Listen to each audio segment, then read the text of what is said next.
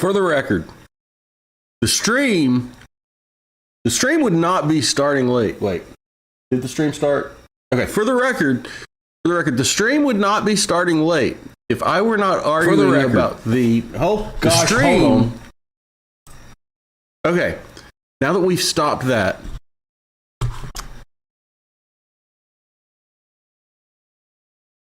get right into things, shall we? The stream would not be starting late if I were not arguing about the non-existence of iced flavored liquid coffee stuff. Ladies and gentlemen, welcome. It's Saturday. We're having fun in the chat. If you're not in the chat and you're not having fun with us, you gotta get with it. That's just all there is to it. Ladies and gentlemen, let's get started, shall we?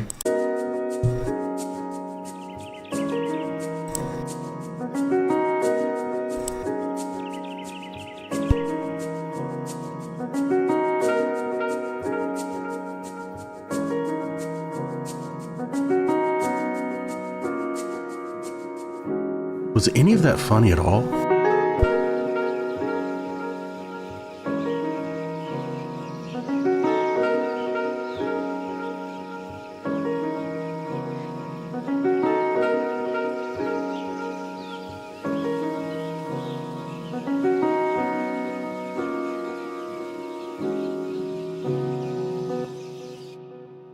Technically, it's not 2 minutes early when I'm supposed to be starting 3 minutes early for the intro. Yeah, and there it is. It's that music, ladies and gentlemen.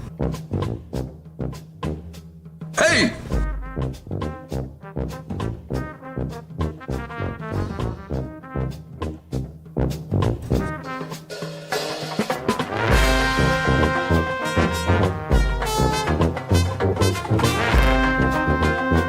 No, Granny. No Kool-Aid here, Granny. All Flavor Aid, all day. Every day. Ladies and gentlemen, welcome to Lone Wolf's Court Gallery, and we have a Saturday full of Judge Middleton ahead of us. We've got a crazy rundown in the description below, and it starts off with some banter and moves on to some bench warrant arraignments, and it just gets crazier and crazier and crazier. But for now, ladies and gentlemen, we're going to start the show off with a little bit of jazz. And then we're going to get right into it. Thank you for joining me this morning. It's going to be a fun one. It's going to be an interesting one. And Blackboard is live. Let's get right to it, ladies and gentlemen. Thank you for being here. I am your Lone Wolf Usul. I am your host. And this is the Court Gallery Live.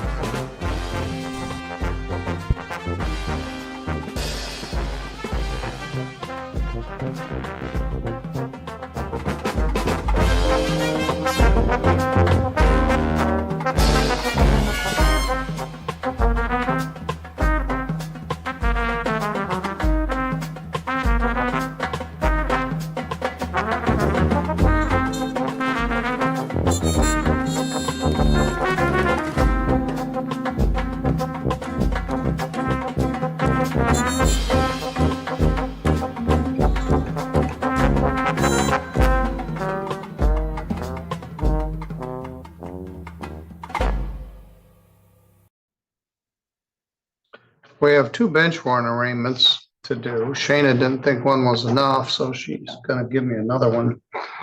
We're waiting for the public defender to finish the other arraignments. I just got a message they're almost done. So I've asked the jail to bring the defendants up.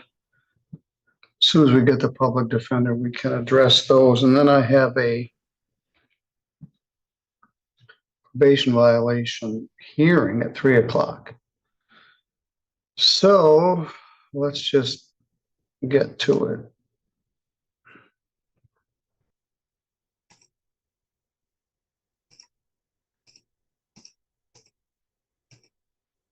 This was a good first day back. Busy enough to be busy.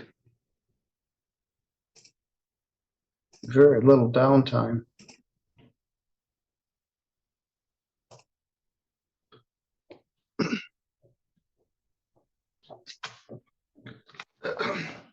Both of these cases are Daniel Frazine's. He's joining us now. And Judge,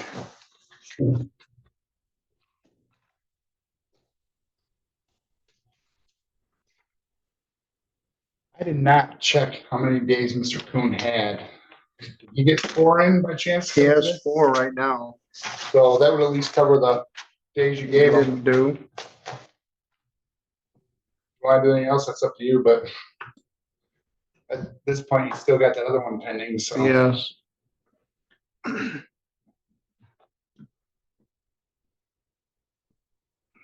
public defender is caught up with Autumn's arraignments.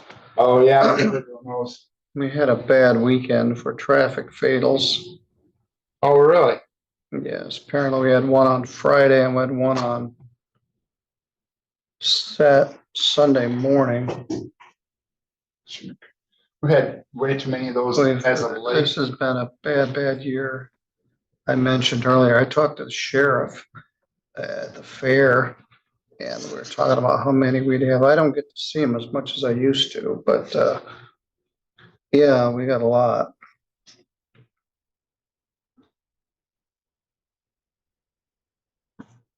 And Deja, I think this is like about a year-old warrant, isn't it? Yeah, it's a 2022 case. She went off the grid in 2024, June 5th of 24.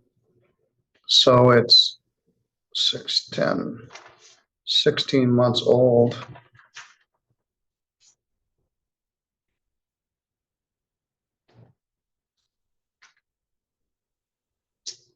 And it was full of fails to appear before then. Yeah, it took us 3 times to get her to the VIP. Yeah.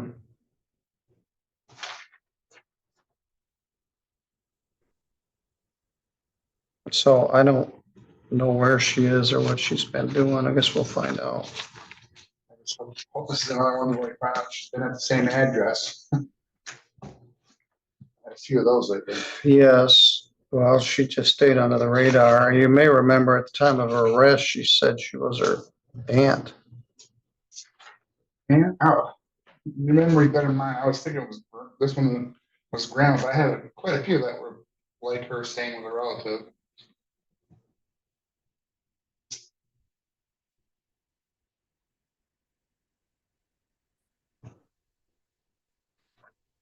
And Mr. Kuhn, they haven't brought me the paperwork yet. I saw that he'd been arrested this morning. Well, oh, you didn't know about it till, okay. Well, I saw that he was in there. He'd been there for 4 days, and I thought, so I called and said, "Do I have anybody to see?" And that one slipped through the cracks. Well, I know Friday I just seen I thought it was Friday or Thursday, and I just seen it Friday. And I said, well, Judge Middleton's not here, and he owes us 4 days, so I'd just say wait till Monday, and then we'll call it a wash.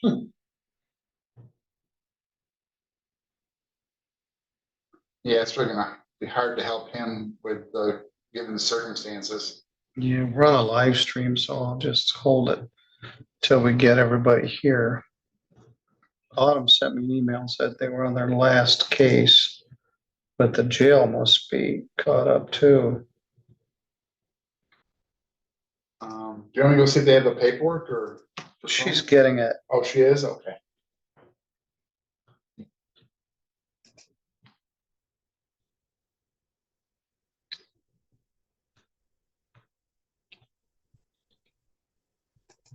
Did you get the message about donuts Matt said something to me. from Lupita? Oh, she brought them in? Somebody did. Glazed donuts as apple cider are available in the jury room. Yeah, there's glaze and there's ones with, it looks like cinnamon sugar on them.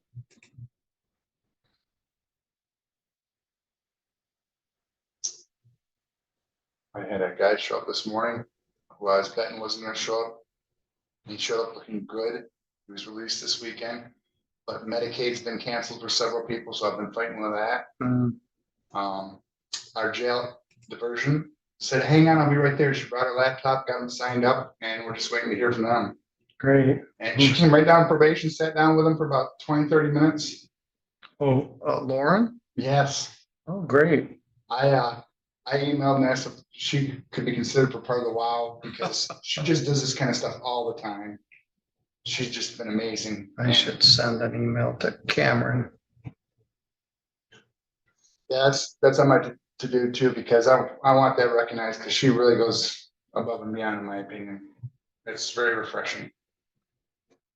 And she said that they're pushing because they know that all the other grant stuff's hold. They're actually, I thought it'd be slower, but she says they're actually pushing Medicaid faster because they know it's all people's got. But I'm like, well, hold it, isn't that shut down too? So I don't know how that. I don't know what shut down and what isn't. Yeah, but she seemed to know it, and so hopefully we'll be getting him into Bear and then on to Teen Challenge. So. All right, very good. Someone from church brought him in for the weekend, so he wasn't floating around with his old friends. I was like, oh, and I said, be here first day. He came here at 8:25. Very good. I know. It was a nice way to start a Monday. So I've been working on that. And then we had that other one that had 300 and some days, and her Medicaid's canceled as well, but we have some time to work with that one. So Lauren's going to work on that next. Before, they used to have to be released before they could start, but there's a way you can do it and put a release date, which helps start the clock. So we're hoping that'll work out. Otherwise, it really stinks for them because we have no options for treatment. All right, here's the jail.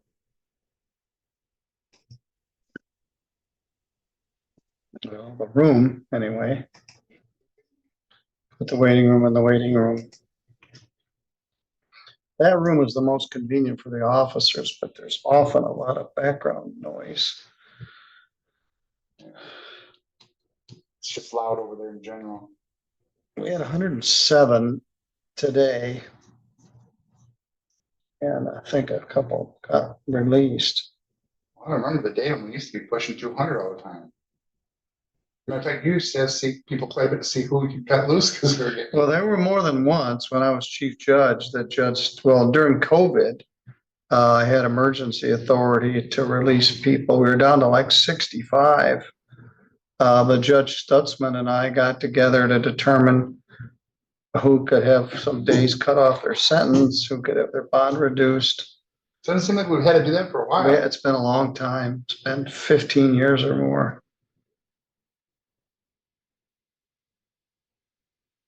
But during COVID, I released a lot of people or got them in early for arraignment or did what I needed to do to get done here so they could go to their next place. Let's see if she's there yet. Good afternoon, Miss Kelvin. This is Judge Middleton. I'm here with your probation officer, Mr. Frazine. We haven't seen you in a year or more. As soon as the public defender gets here, we'll talk about your case. So don't go away. I'll put you in the waiting room. Get you out by Christmas of 26.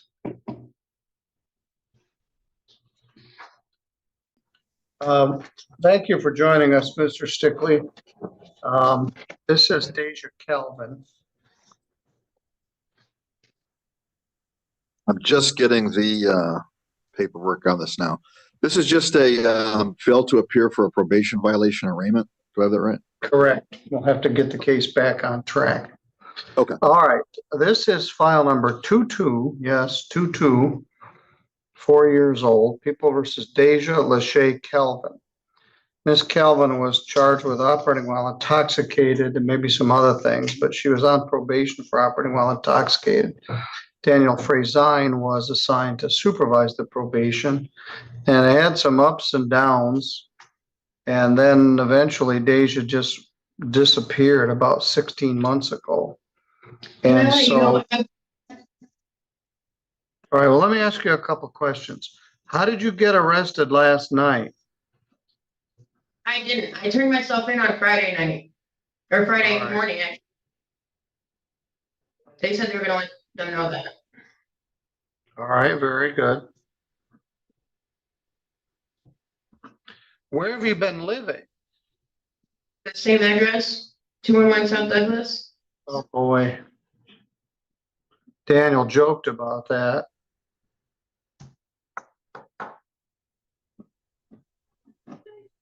warrants are out there and nobody serves them unless they get picked up for something. Why'd you decide to turn yourself in? Cause I'm ready to get it taken care of and like, I don't wanna be in trouble. And I have kids That's that a good- I have, it's to set an example for. Well, let's go way back to the petition. It is alleged that you were placed on probation July 25th of 2022 for 24 months for operating while intoxicated. You violated the conditions of probation by failing to report on a monthly basis, failing to abstain from the use of drugs and alcohol or test on demand, and failing to participate in the treatment plan as directed. We set a probation violation arraignment for June 5th of 2024, and you failed to appear. So a bench warrant issued and has been out all that time, and you've been living at the same house, and they just never served the warrant. All right, I need to get the case back on track. Your original attorney was John Bush. Show plea not guilty. And I don't know what the failure to stay off drugs and report and everything was, because I did everything I was supposed to do. He wanted to violate me because I couldn't find employment. Well, then you quit showing up. We never even got to. You went off the grid for 16 months, longer than that, about 20 months. And to your credit, you came in to try to address this.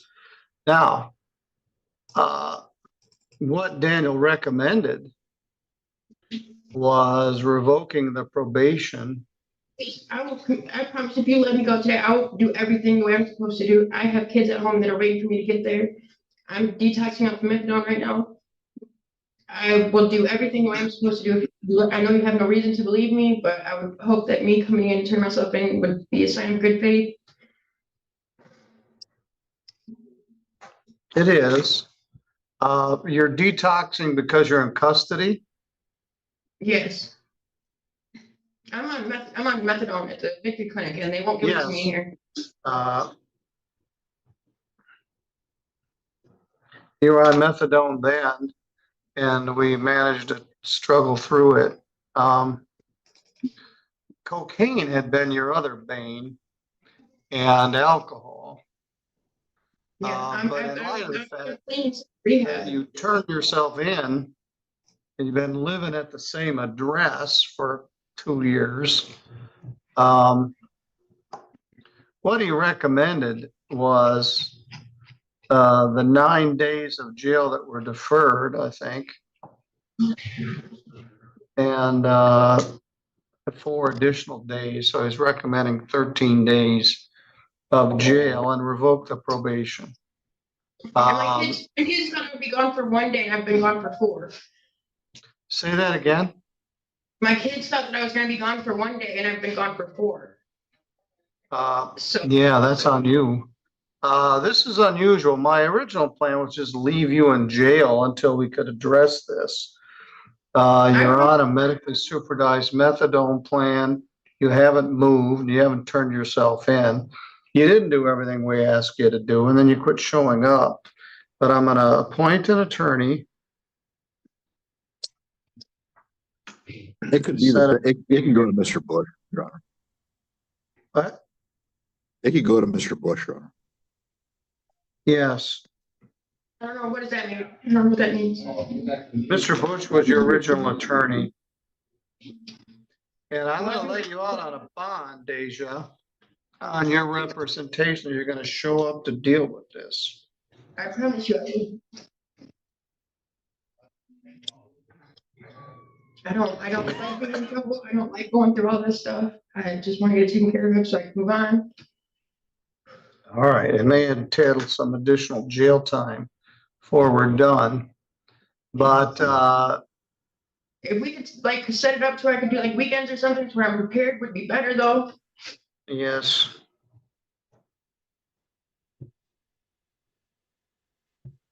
when I do detox people from methadone, methadone detox is supposedly worse than heroin or morphine withdrawal. So the withdrawal is bad. And then I get you withdrawn, then you get out, and then you use a street drug or something, and you No intentions on using the street. overdose. I don't want that. I don't want you. I'm no big fan of the Victory Clinic. I don't make any secret of that, but people get on it and they never get off of it. And it's a giant millstone around your neck. You have to dose every day. Yes. You can't go anywhere. You can't do anything. You can't work. But you I'm manage in to the process stay under of getting my off of radar it. for. Say that again. I'm in the process of actually getting off of it on my own, of course. But the slow taper is a big difference from a forced detox.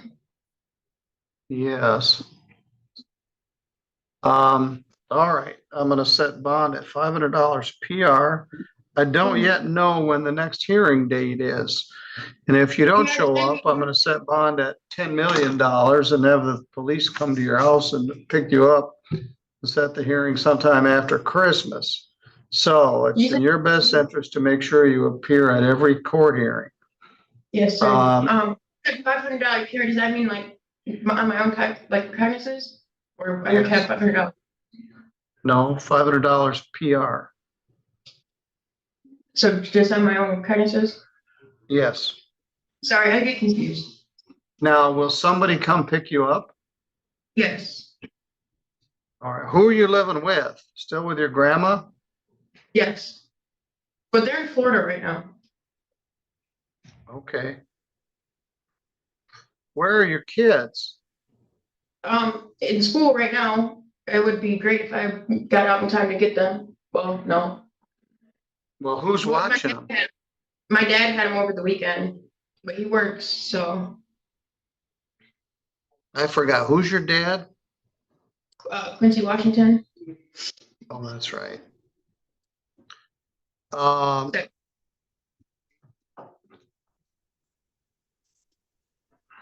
right, I'm gonna give you a PR bond on your promise that you'll show up for the next hearing. Yes. And I'll get that in the mail? Yes. Okay, All right, you're good to go. thank you. Keith, we've got an extra one. Sure. Mr. Ashton Kuhn was supposed to show up, and I believe Shayna's gonna give it to me. I haven't seen the file yet. Yeah, they were just coordinating with Matea a second ago. I think, I don't quite have it yet, but I might have. He has some mental health issues, and I gave him the opportunity to turn himself in because of his dogs or something, and he repaid me by promptly not going. He's got another drunk driving case pending. And he was supposed to do 2 weekends. He just did 4 days. So he's essentially done the 2 weekends that I gave him. So if someone would give me the file, maybe I could get up to speed on it. His grandfather contacted me, said that his girlfriend had told him that if he paid his fines and costs, he wouldn't have to go to jail. And it seems to corroborate the notes in the criminal ROA, but he was made very clear that he was supposed to show up. So again, this probably has more to do with the mental health issue than anything. Yesterday was a beautiful day for a walk in a pumpkin patch or mowing your yard, which is what I did. Oh, no. That's what I did. What's that? It was a pretty nice day, 60 degrees and sunny and not windy. And so We were, I tell you, there's not many days that's closing. Well, we've only had 5 closing days. We just wrapped up our 5th season. But yesterday was by far the busiest final day of the season we've ever had. It was slammed. It was great. Oh, you're not open next weekend? We are not actually. My stepdad's getting a lifetime achievement award from Beaumont Corwell Health, and we're going to celebrate. And Well, you're good. Thank you.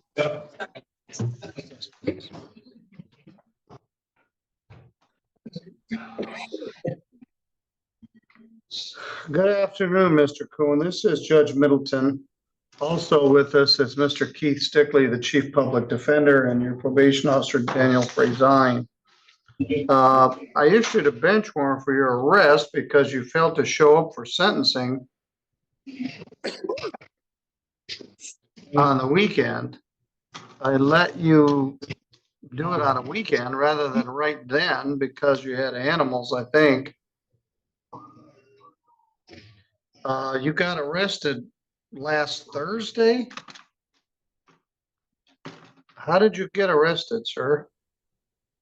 I believe it was a very unhappy girlfriend's mother. Yes, it was. So where did they arrest you? At your girlfriend's house? No, the PD officers know where they know where I sleep, so they came by. All right, so your girlfriend's mother called the police to tell them where you were? I believe so. Yes.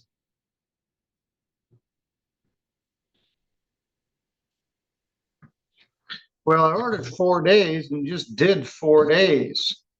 You're still Yeah. on probation and you've got another case pending. So I've got the opportunity to deal with you further. Where are you sleeping? I have a 2001 Chevy Suburban. It's like a mobile home. Works great.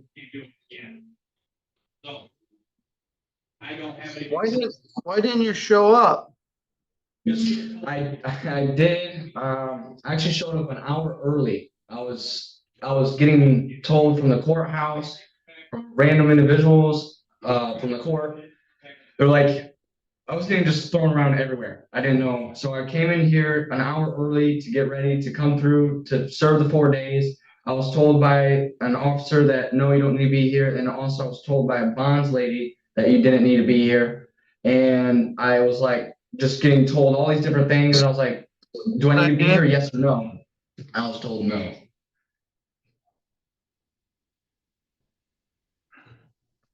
I was not told you actually presented yourself there. I was explicit. I gave you the piece of paper. I'm going to do 4 days, credit 4 days, 0 additional days. Probation is continued. And you're on bond on the other case. Let me give you your next appearance date. I don't think you have a driver's license, do you? Yes, I did. That's the second one, Your Honor. I think they took it.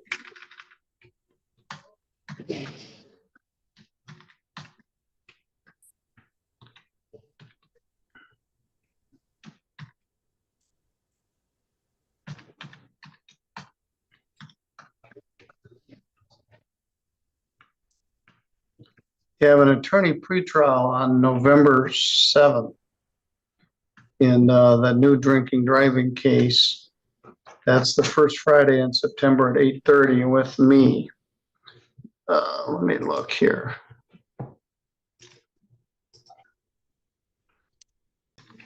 Will somebody come pick you up? I don't mind walking. I don't mind walking at all. Well, come up here to the courthouse and I'll give you a bus pass. See the bailiff. Okay. Yeah. Let me look at the driving record.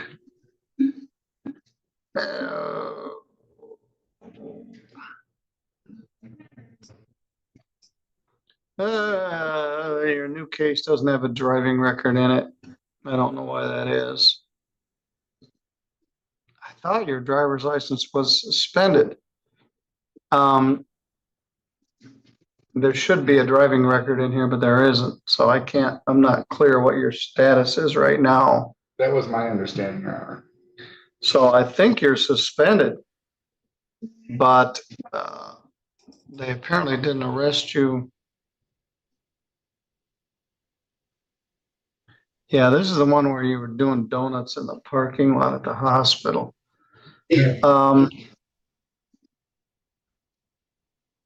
Shayna, can you run me a driving record on Mr. Kuhn and put it in the new file, 25194SD?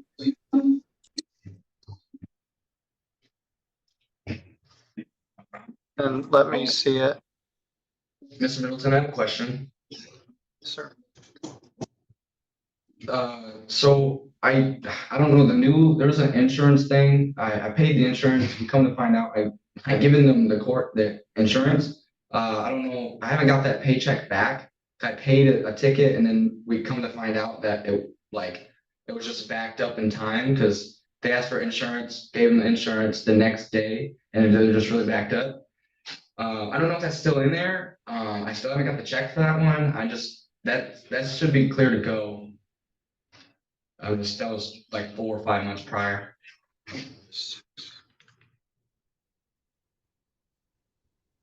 No, I can't get in it because somebody else is in it because they're gonna give me a driving record that I'm supposed to have anyway. Hello, Paul. Hello. Is his client here? One right now? Oh, No, we're not ready yet. Do you need to see him? I guess I can touch base. I know we talked at the jail on. I think it was Why don't you Friday. lock Paul up and we'll see. Sure he's stuck. Did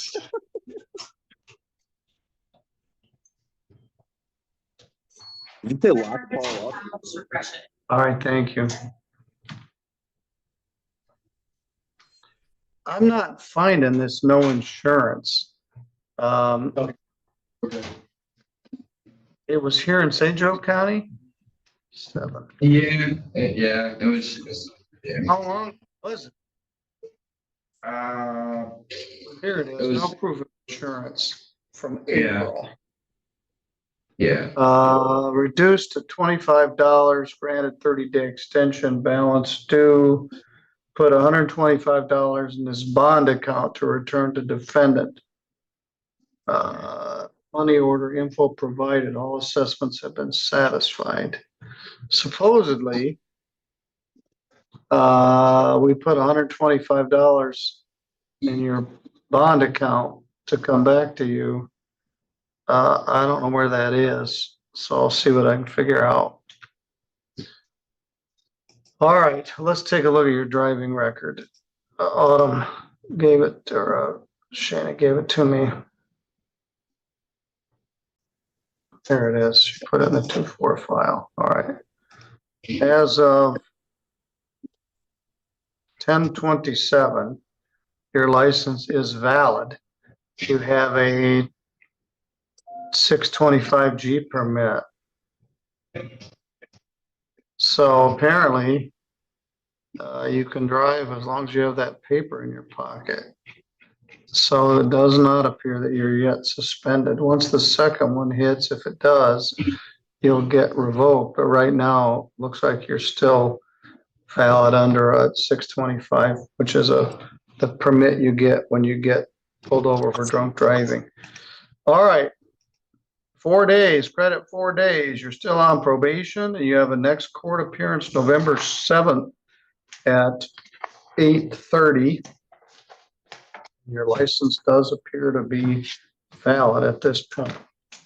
All right, Mr. Kuhn, when I see you next, remind me again about that $125, because it looks like it's there someplace. Thank you, Mr. Stickley. That's good, Judge. All right, why don't you bring Mr. Caldwell in? All right. Well, I don't have a probation officer and I don't have a prosecutor, and we'll see what we got. What does he wish to do? I think he just wants to go ahead. I read him Matt's recommendation and he just wanted to, I guess, admit to the violation. We'll have to do it by no contest because he's got a PEC on some of the charges. Well, that's the thing, is he and I were trying to figure out what happened, because my notes show that he didn't appear on September 3rd, so I wondered if that got rescheduled out of his. It's set for November 4th. Okay, November 4th. See how much credit he's got. All right, well, let's address this case. I don't have all the players, but I think we can get through this. Are you Keith Phillip Caldwell? Yes, Your Honor. We've met. I'm Judge Middleton. Hi. You're here with your lawyer, Paul Gibson. You were placed on probation on a domestic violence charge and an indecent exposure charge. Started out in front of Judge Pattison and somehow ended up with me. And then we were trying to get a rein around you. And you were like half a step ahead of us. We couldn't get a hold of you. Your probation officer, Matt Huff, must be doing something else.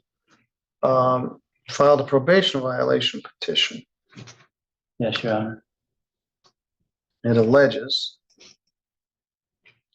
that you failed to abstain from the use of drugs and alcohol. You engage in assaultive or threatening behavior, and you got arrested on a new charge, which is the 2 counts of resisting and obstructing. Your Honor, may I? Just a sec, I want to get that file number. That's 251643. Your probation officer is recommending we simply revoke your probation and give you 90 days jail credit. I think it's 12 or so. You have a charge pending, a preliminary examination conference on November 4th. Your attorney says that you're interested in simply admitting this violation and getting this matter over with. But my suggestion is if you do that, we do it by no contest. Now, let me back up.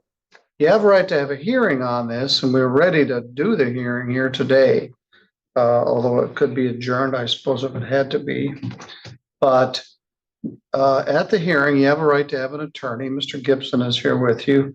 Have a hearing where it must be proven beyond a preponderance that you violated the terms of your probation, in which case I would proceed with a probation violation hearing.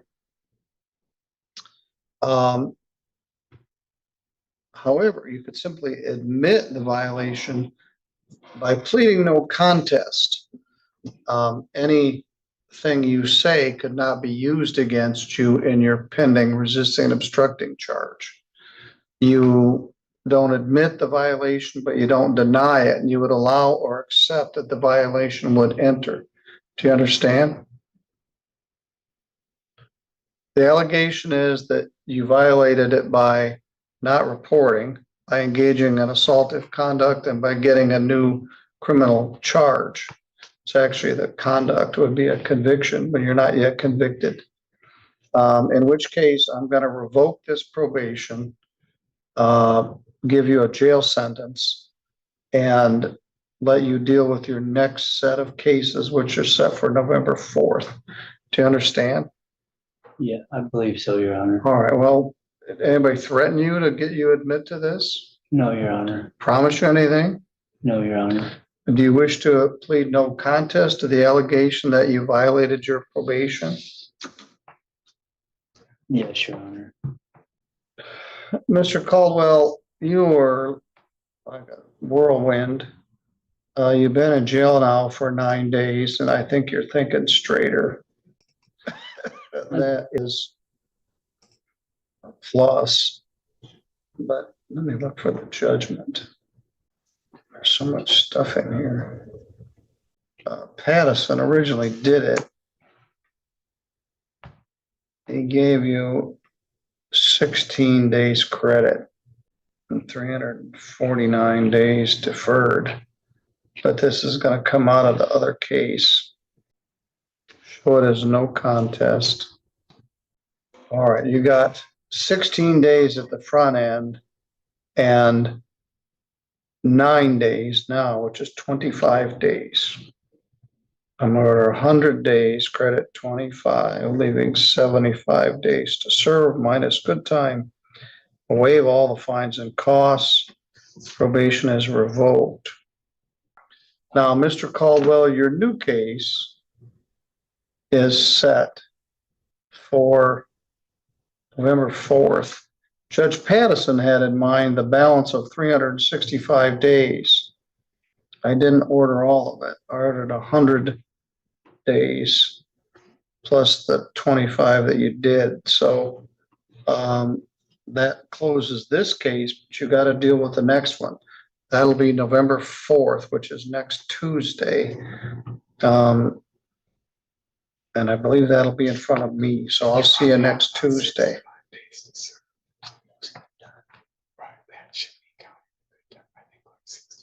All right. You're good to go, sir. Yes? May I, Your Honor? Yes. How is there 2 counts of Let me look at that case. yes, because there should only be 1. It's because there was 2 officers, I think, is why. Oh. Yeah, there are 2 different police officers. Oh, and the 1 vehicle. Mhm. So we'll sort that out next Tuesday. All right. Good luck, sir. So you'll be in touch? Yeah, I'll be in touch. We'll talk I don't know what happened to Mr. Your probation I agent. think you'll get your case worked He out. must be tied up with something. I think they're just they said they would offer a misdemeanor, so they might just be willing to say you serve it 65 days and you take care of both those cases. This case, they and that one. Well, will you work on that? Yeah. All right, Mr. Caldwell, I'll see you Thank you, Mr. next Tuesday. Judge. All right, thank you. Thank you, Paul. Thank you. A little bit easier this time around. Yes, it's amazing what few days of clean time helps do to people's cognition. All right, thank you, Mr. Gibson. Yes, thank you. All right. All right, let's begin. Everybody's here and they're ready to go, but sometimes it just takes a minute to line all the players up. First matter we're going to address is People versus Timothy William Lewis Yoder. That's you, sir? Yes, sir. And you're here with your attorney, Casey Strong. Mr. Yoder, you're charged in a formal complaint in this file. If I didn't say the number, it's 251947FY. Count 1 alleges assault with intent to commit great bodily harm, in this case by strangulation. It alleges that you did make an assault upon Angela Marie Yoder by strangulation or suffocation. Current status of the law in Michigan, that's a felony, punishable by up to 10 years imprisonment and a fine of up to $5,000. Could be consecutive to any other charge. The second count is domestic assault. Domestic assault in and of itself is a misdemeanor. It's punishable by up to 93 days in jail, fine of up to $500.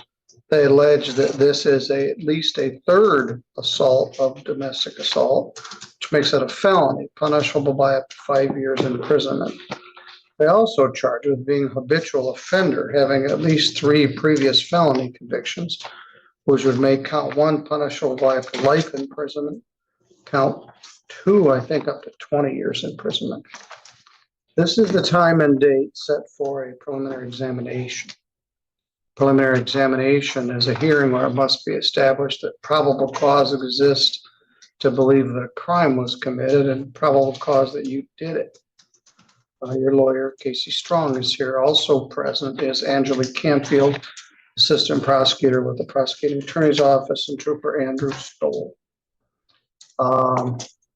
Ms. Canfield, is there anything you wish to place on the record before we start?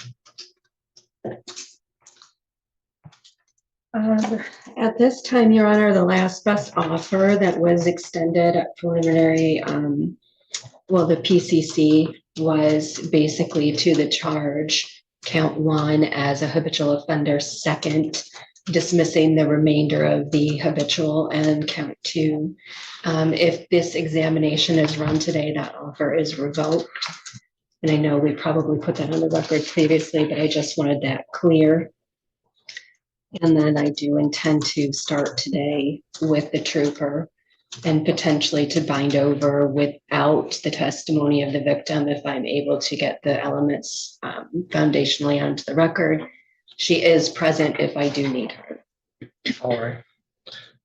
Mr. Yoder, I'm sure your lawyer shared this with you, but I want to make sure we're all on the same page. What you're charged with is a serious offense, charged as a habitual offender which increases the sentencing maximum, but also increases the sentencing guidelines. I haven't run the sentencing guidelines. I don't know what the difference between a assault, great bodily harm with one sup, which makes it a 15-year maximum, and 3 sups. But that's their offer. And when we were here last week, I wasn't here, Judge Pattison was, you declined that, wished to have a preliminary examination. You have an absolute right to have a preliminary examination. But if you go through it, they're going to revoke the plea offer. Do you understand? I do, sir. All right, you ready to proceed? Yes, sir. All right, he seems quite clear in that matter. All right, Ms. Campfield, you may call your first witness. Thank you. We'll call Trooper Andrew Stoll.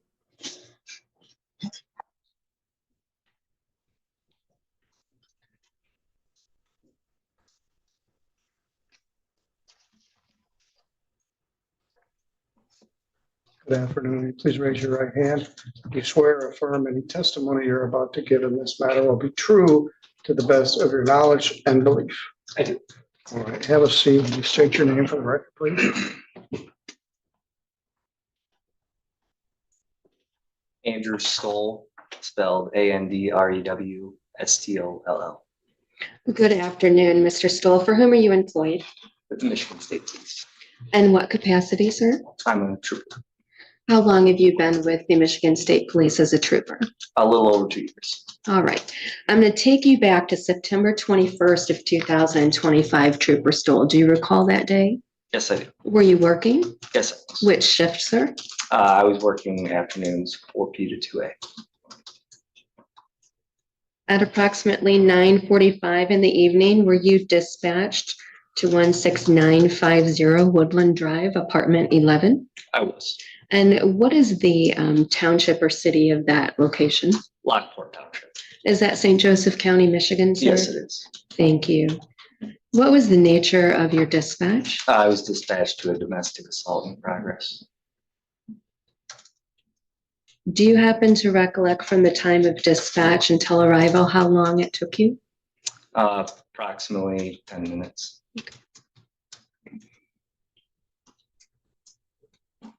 When you arrived, can you describe what it was that you saw?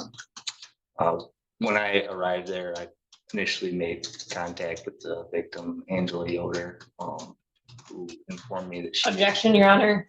Let's- Anything that the victim would have said would be hearsay. I just want to put that on the record. As we proceed, she is here. She can testify to her own statements. I would ask that this remain just observational. Well, Well, as you Your know, Honor, I think there are it's- some exceptions for hearsay in domestic relations, domestic violence cases. We didn't get to any of that. Well, you're right. He was about to just express what she said without any preference. So right now, the objection is sustained. Ms. Camfield, what's your response? Thank you, Your Honor. I was just going to say it was a little bit premature because there'd been no foundation laid by myself yet, but it's fine. We're fine. All right. Thank you, sir. The Trooper Stoll, let me ask you first, when you made contact with Ms. Yoder, where was she? She was standing outside of her apartment building. Was anyone else with her that you recall? No.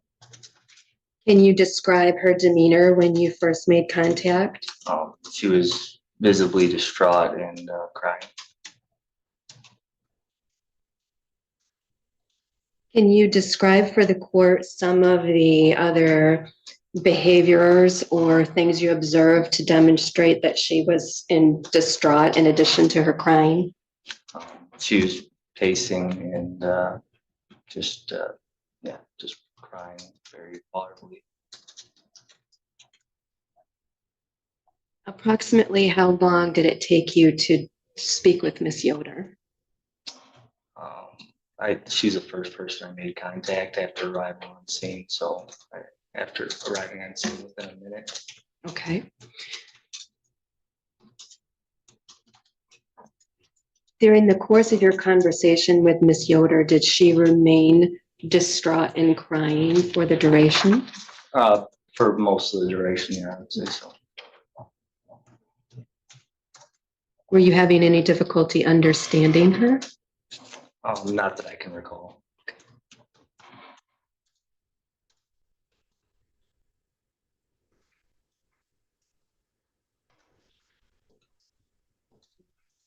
Did she tell you that something had occurred? Without telling me what she said, did she tell you that something had occurred that you were there to investigate? Yes, she did. Was the information she provided to you consistent with the nature of the dispatch to a domestic assault in progress? Yes, it was.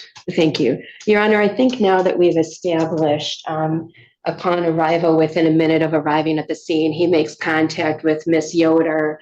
Her statements to him are consistent with the nature of the dispatch call, and he described her as being distraught, pacing, crying throughout the most of the duration of their conversation. I think that satisfies the elements of excited utterance, that he can now go into what it was she described had occurred. And Your Honor, I would respectfully object to the admission of excited utterance, only because the law enforcement officer did testify that while she might have been pacing and distraught, the nature of an excited utterance is made immediately after the event, while still under the stress of that excitement, and those elements are not met here. He's having a secondhand report of what may or may not have happened, and the victim, as indicated by prosecution, she's here. So why not just ask her? Your Honor, respectfully, there is no time element under the case law, as counsel knows, with respect to excited utterances coming in. He clearly indicated he was dispatched to an assault in progress. He arrived within 10 minutes of the dispatch. He made contact with the victim, who was visibly distraught and crying within a minute of arrival on the scene. Clearly, it signifies she was still under the stress and excitement of the reason for her 911 call of the domestic in progress. We would ask that the court overrule the objection and allow the testimony. There is no witness unavailability clause to the excited utterance rule. As we all learned in law school, it's in Rule MR 803, MRE 803-2. The following are not excluded as hearsay, regardless of whether the defendant is available as a witness or not. So some of them require witness unavailability. This one does not. A statement relating to a startling event or condition made while the declarant was under the stress of excitement that it caused. So for the reasons you stated, close in time to the dispatch, immediate contact, first person he contacted, she was visibly distraught and crying.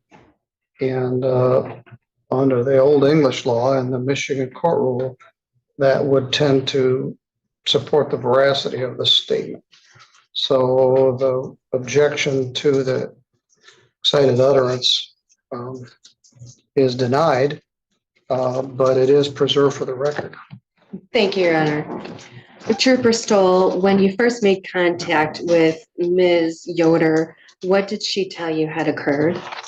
She told me that she had been choked by her husband, Timothy Yoder.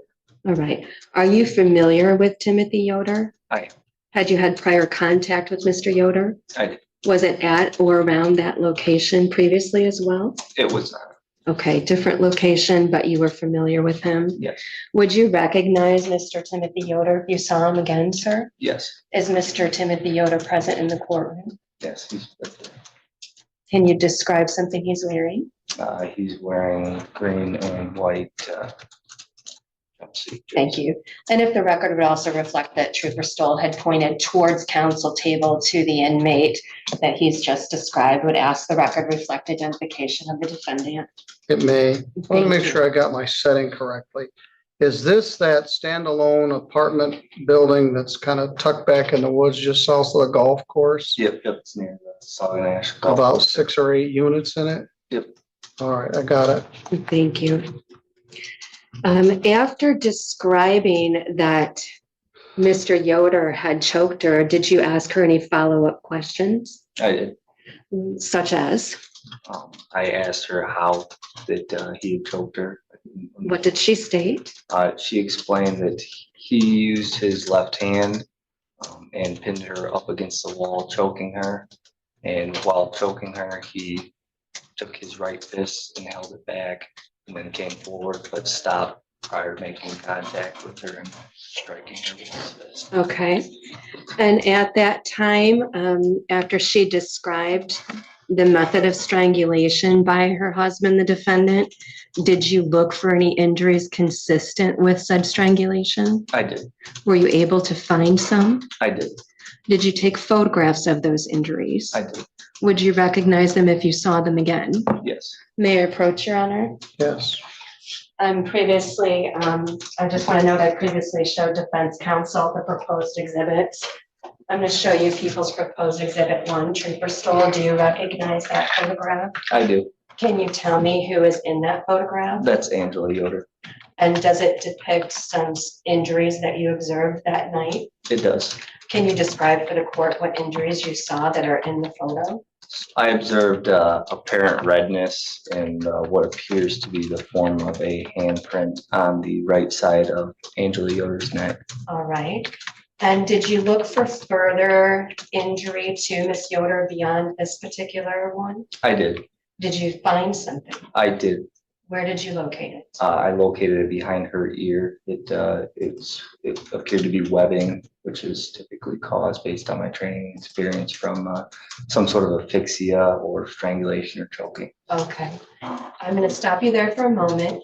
As to proposed exhibit 1, is that, other than the exhibit sticker, accurate as to how you took it that night? Yes, it is. All right. Has it been changed at all but for the sticker? No. Move for admission of exhibit 1, Your Honor. Ms. Strong, I have no objection. exhibit 1 is admitted. Thank you. May I proffer it to the court? Yes, thank you. Thank you. I'm going to show you people's proposed exhibit 2, trooper stall.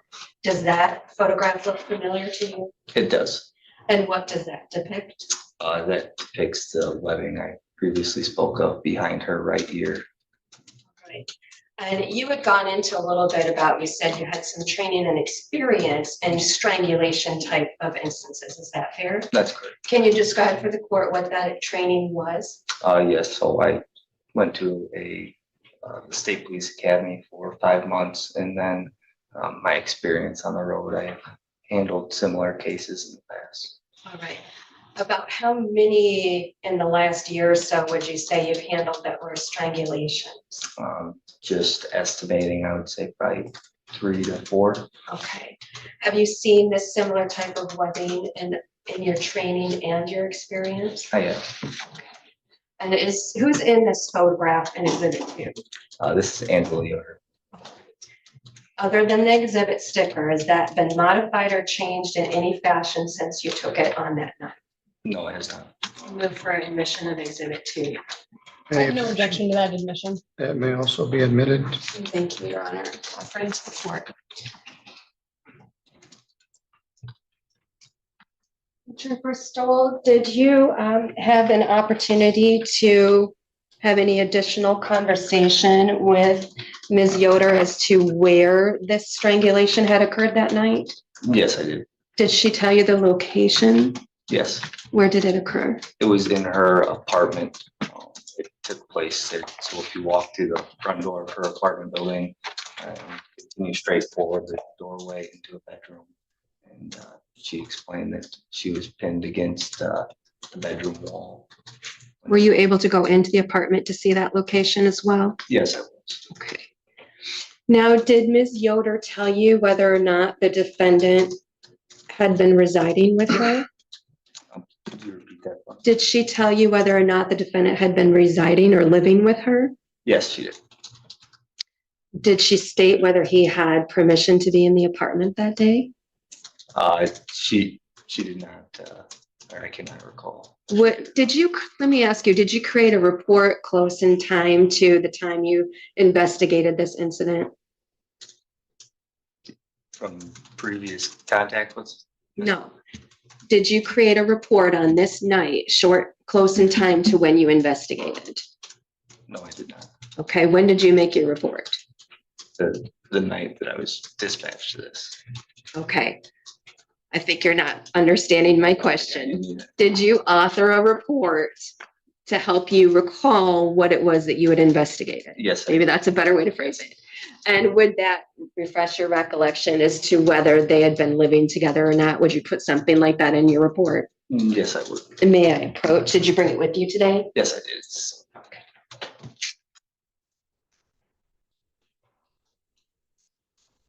please take a look and see if that's in your narrative, and if it is, let me know if your memory's refreshed.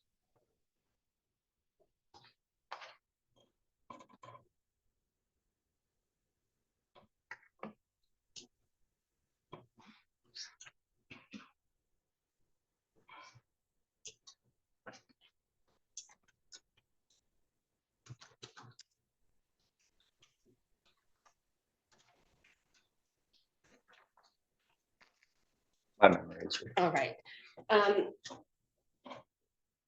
Trooper Stoll, did she tell you whether the defendant had been living with her that night? Yes, she did. So Was he residing there, or did he come in uninvited, if you recall? he came in uninvited. Now, going to the strangulation that you've depicted the injuries in exhibits 1 and 2 for the court, did Ms. Yoder tell you whether she was losing her ability to breathe during that strangulation? Yes, she did. And when she was pinned against the wall, did she tell you that she was losing consciousness or not? Yes, she did. What did she state?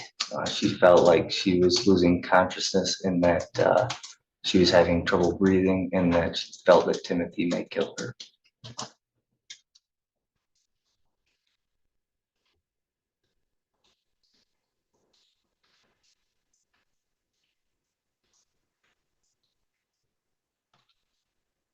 Did you have occasion to speak with the defendant that night? I did. Where did you see him? I first saw him walking out of the wooded area near the apartment off of the side of the parking lot.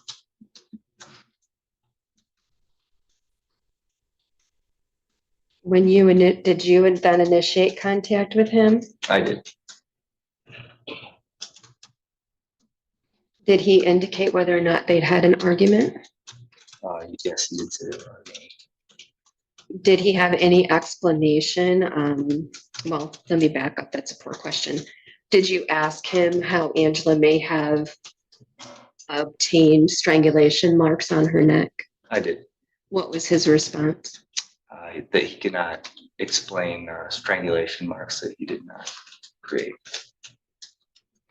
Did you notice anything unusual about the demeanor or mental state of the defendant that night?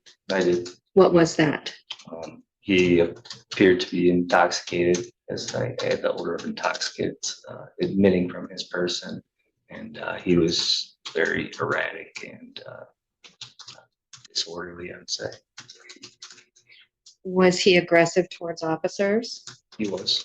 Was he uncooperative with the initial transport? He was. Was it so much so that you didn't feel safe transporting him in an MSP vehicle? Yeah, correct. And he was transported by the county? Correct. Is that true?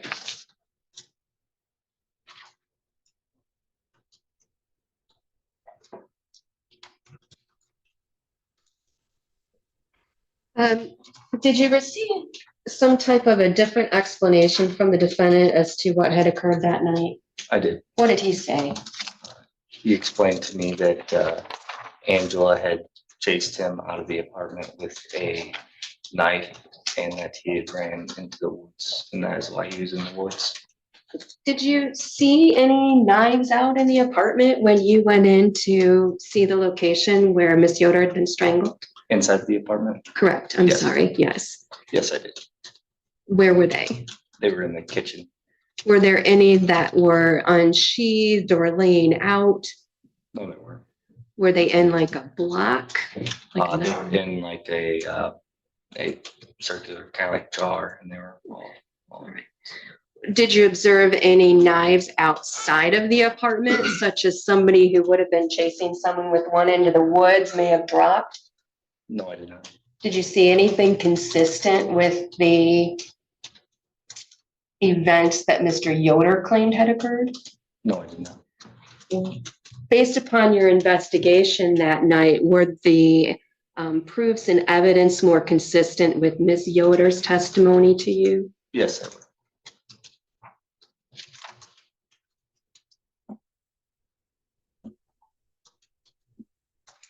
Do you recall whether or not there was medical aid summoned for Ms. Yoder? Yes, there was.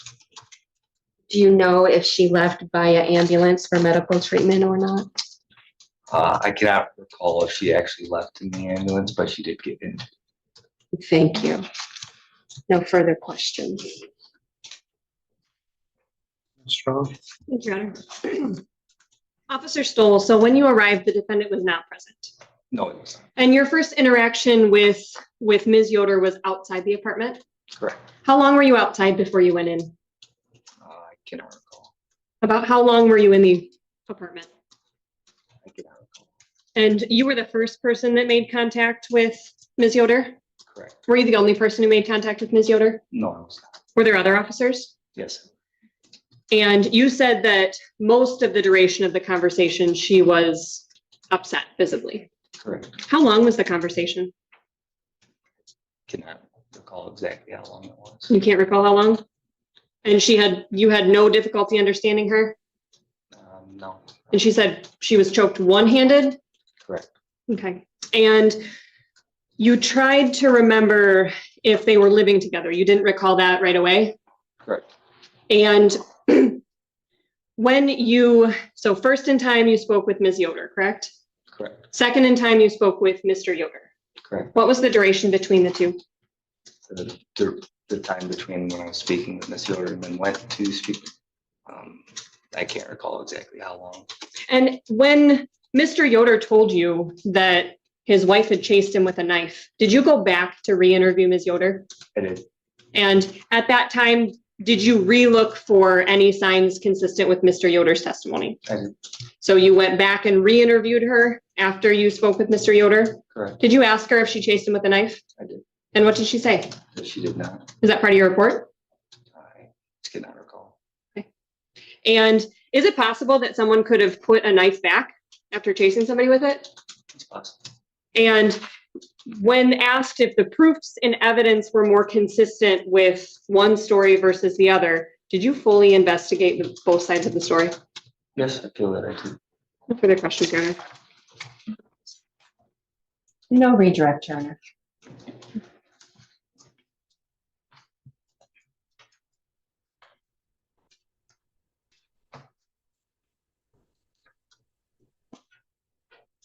I'll just leave it alone. No questions. You can step down. Thank you.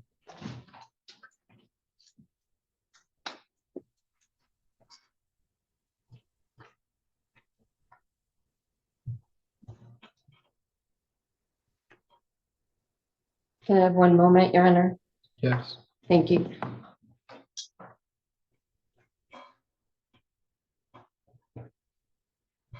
How long is our one moment? I don't know. Okay. It's one moment. Thank you.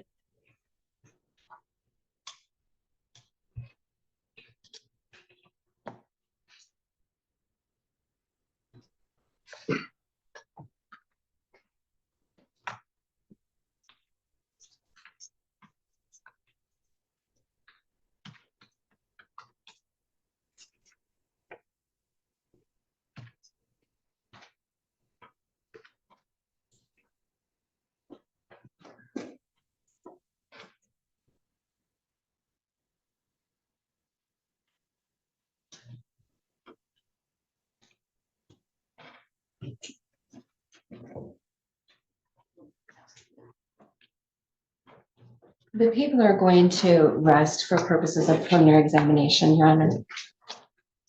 All right, Ms. Strong. We have no witnesses. Argument. Thank you, Your Honor.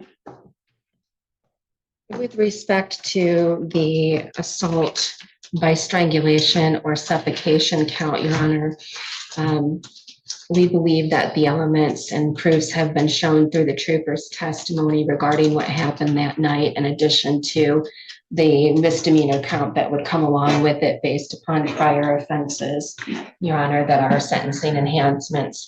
First, I will state that the date and time of the crime, September 21st, 2025 at 9:45 p.m. was established. The venue at 16950 Woodland Drive, Department 11, Lockport Township, St. Joseph County was also established. The relationship of the defendant, Mr. Yoder, to Angela Yoder, as established as they were husband and wife, and there had been prior contact by Trooper Stoll with this couple as well, and he knew of the relationship and was also told by Ms. Yoder that night that she was married to the defendant and that he was the one that had strangled her by placing his left hand on her neck and holding her up against the wall, cutting off the circulation of her air and resulting in her beginning to lose consciousness. That based upon that description, Trooper Stoll said he did look for evidence of injury. He was able to find it as depicted in admitted exhibits 1 and 2, the handprint, fingerprint marks on the right side of her neck, indicative of his hand squeezing there around her neck, as well as the spidering behind her ear, indicative of a lack of oxygen flow to that area, which in his training and experience is demonstrative of strangulation and cutting off the circulation. Assault by strangulation or suffocation has to result from a battery.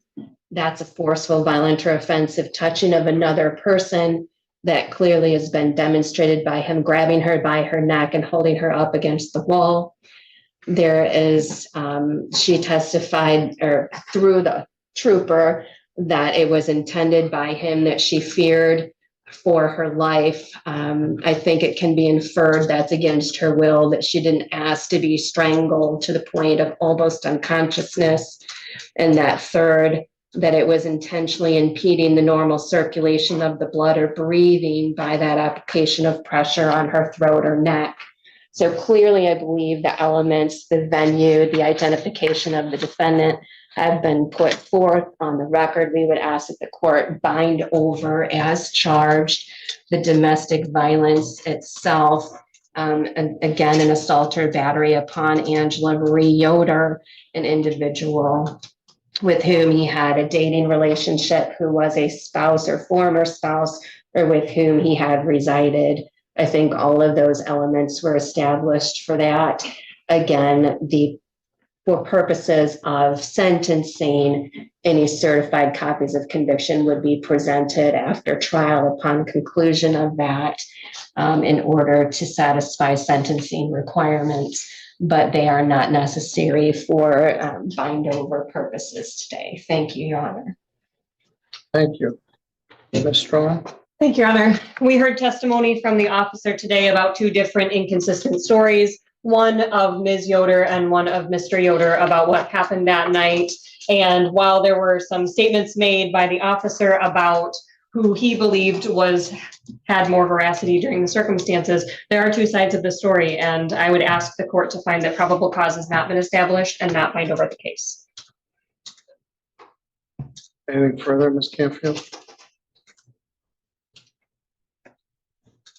Your Honor, I think it's not only the officer's opinion, it is the evidence and lack of evidence supporting each of the interviewees' statements that night that support his conclusion that Ms. Yoder was making the appropriate facts instead of circumstances forward that night.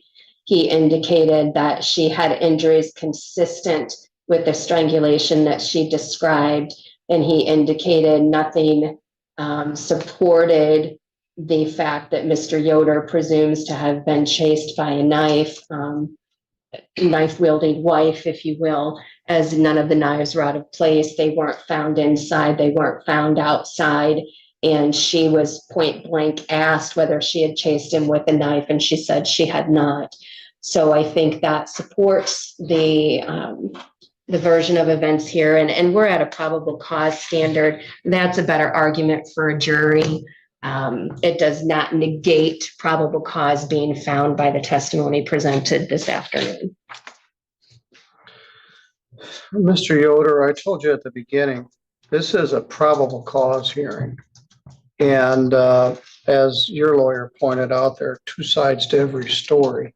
And that's, as Ms. Canfield pointed out, a question for the jury. The question for me is there probable cause to believe that this incident occurred of a strangulation, and secondly, of a domestic assault? There's a rule of evidence, MRE 8032, which allows excited utterances to be admitted into evidence. There's another statute, 27, what the number is, 268-27C. I couldn't remember the first part. This wasn't admitted under that. In order for that, they have to give notice to the other side that they intend to use this evidence. They'll probably will certainly do that at trial. But I did find, and I do believe, this was an excited utterance, uttered close in time to the event. The exception that I mentioned in the statute applies to statements made to a police officer, and these were made to a police officer. All I have to find is probable cause, which is a fairly low standard. It's certainly much less than proof beyond a reasonable doubt. And you, through the testimony of the officers, raised self-defense, which in some cases can shift the burden of proof in some measure. But in this case, we didn't get there. I find there's probable cause to believe that you strangled her. Pictures are very compelling evidence. They seem to show marks on the left hand of the neck, which look like finger marks from a left hand placed around her neck. She's also crying. You can see that she's been crying in the picture. And then the other one shows another injury behind her ear, also on the right side of her head. And the officer's testimony about what she said to him was pretty straightforward. Now, the domestic assault is a misdemeanor, and you don't really need testimony to bind over on a misdemeanor, but there is certainly probable cause to believe a domestic assault occurred. It's alleged that you have at least 2 previous domestic assault convictions. I know I handled one of them. One of them, I think, went to circuit court, and it may be from the circuit court, but those matters will be established in the circuit court, as well as the fact that you have previous felony convictions here or somewhere else. So the bottom line is, I find there is probable cause to believe that these offenses occurred, and I move to bind the defendant, or I grant the order based on the motion to bind the defendant over on both charges. I've executed the bind over. I'll give it to you, Ms. Canfield, so you can scan it into your system and then give it back to us. Your bond is set at $75,000 cash or surety. Mr. Yoder, you've been howling at the moon since you and I were both a lot younger. You have a history of methamphetamine, fleeing the officers, some other stuff. And I think the bond under these circumstances is appropriate. And I'll leave it as set. Thank you. Thank you, Your Honor. In circuit court, they give the exhibits back. They didn't used to. They'd be held in for years and years, but I'll hold on to the exhibits and make them part of this file. Thank you, Your Honor. Your Honor. Ms. Strong, what do we know about Mr. Sample? I'm gonna walk it back and then check in and come right around. All right, well, you don't have to rush. We'll take a break for a minute here, but I gotta make some notes. Mr. Sample and I go back to before you were born. Ms. Rainey, why don't you come up and have a seat with your attorney while I get set up here? We'll get you on your way. All right, good afternoon, everybody. We're back, and we've got our final pretrials. You're gonna need more time, do you think, to discuss that? He's been pretty clear, his position on this. I don't know if an additional All right, She that's has the fine. matter. He also owes me $516. We'll talk about that here in a minute. You sure? I haven't shut this off yet.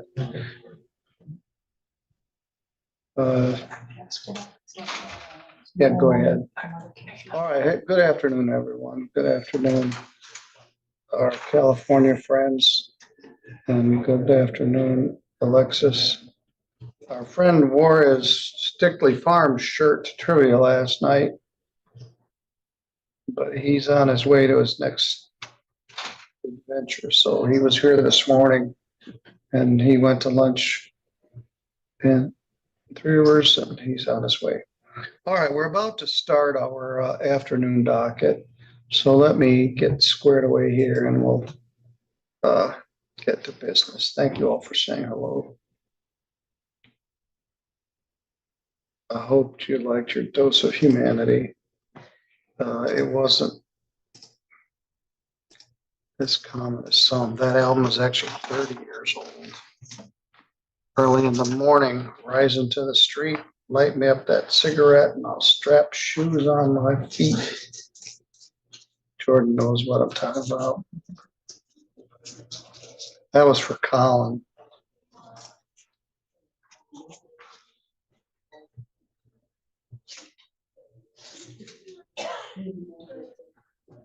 Jordan, you may be the only one here that actually knows what that is. All right, so we've got our final pretrials, and we've got Abigail Stolio from the prosecutor's office.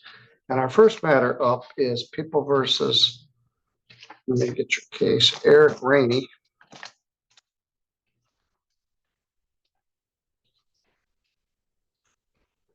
The file number is 25838SM. Mr. Rainey is charged with malicious destruction of property over $200, but less than $1,000. There was a plea offer, as I understand it, but the defendant declines it, as I understand. Ms. Stoll, do you know, or Jordan, can you recite the plea offer? Your Honor, the offer has been since the initial attorney pretrial for a reduction to offer to malicious destruction of property under 200. I advised my client that took it from the 1 year to the 93-day. He's been adamant about his right to have a jury trial. I did learn from Ms. Stoll prior to going on the record that after today, that offer will be revoked and he will be either entering a plea as charged or going to trial after today's date. So. And you confirm that, Ms. Stoll? That's correct. All right. So, Mr. Rainey, let's take a look. You know, I've known each other for a long time. You got some stuff pending in circuit court. This isn't connected to any other offer in any other case? No, Your Honor. Simply on its own merits? Correct. Mr. Rainey, the allegation is that you maliciously destroyed a TV that belonged to Jennifer Shoulders in Sturgis back in April. So the TV was worth more than $200, but less than $1,000. And what's charged is punishable by up to a year in jail and a fine of up to $2,000. Prosecutors agreed to dismiss that for a plea to a lesser charge, malicious destruction under $200, punishable by up to 93 days in jail and a fine of up to $500. So that offer is open as of today. It took us a while to get this case on track. If you do plead to this charge, Mr. Rainey, either guilty or no contest, I won't sentence you here today because I don't want to just shoot from the hip. I'll get more information before I did a sentence. But if you wish to have a jury trial, I can schedule it probably in January. What do you wish to do?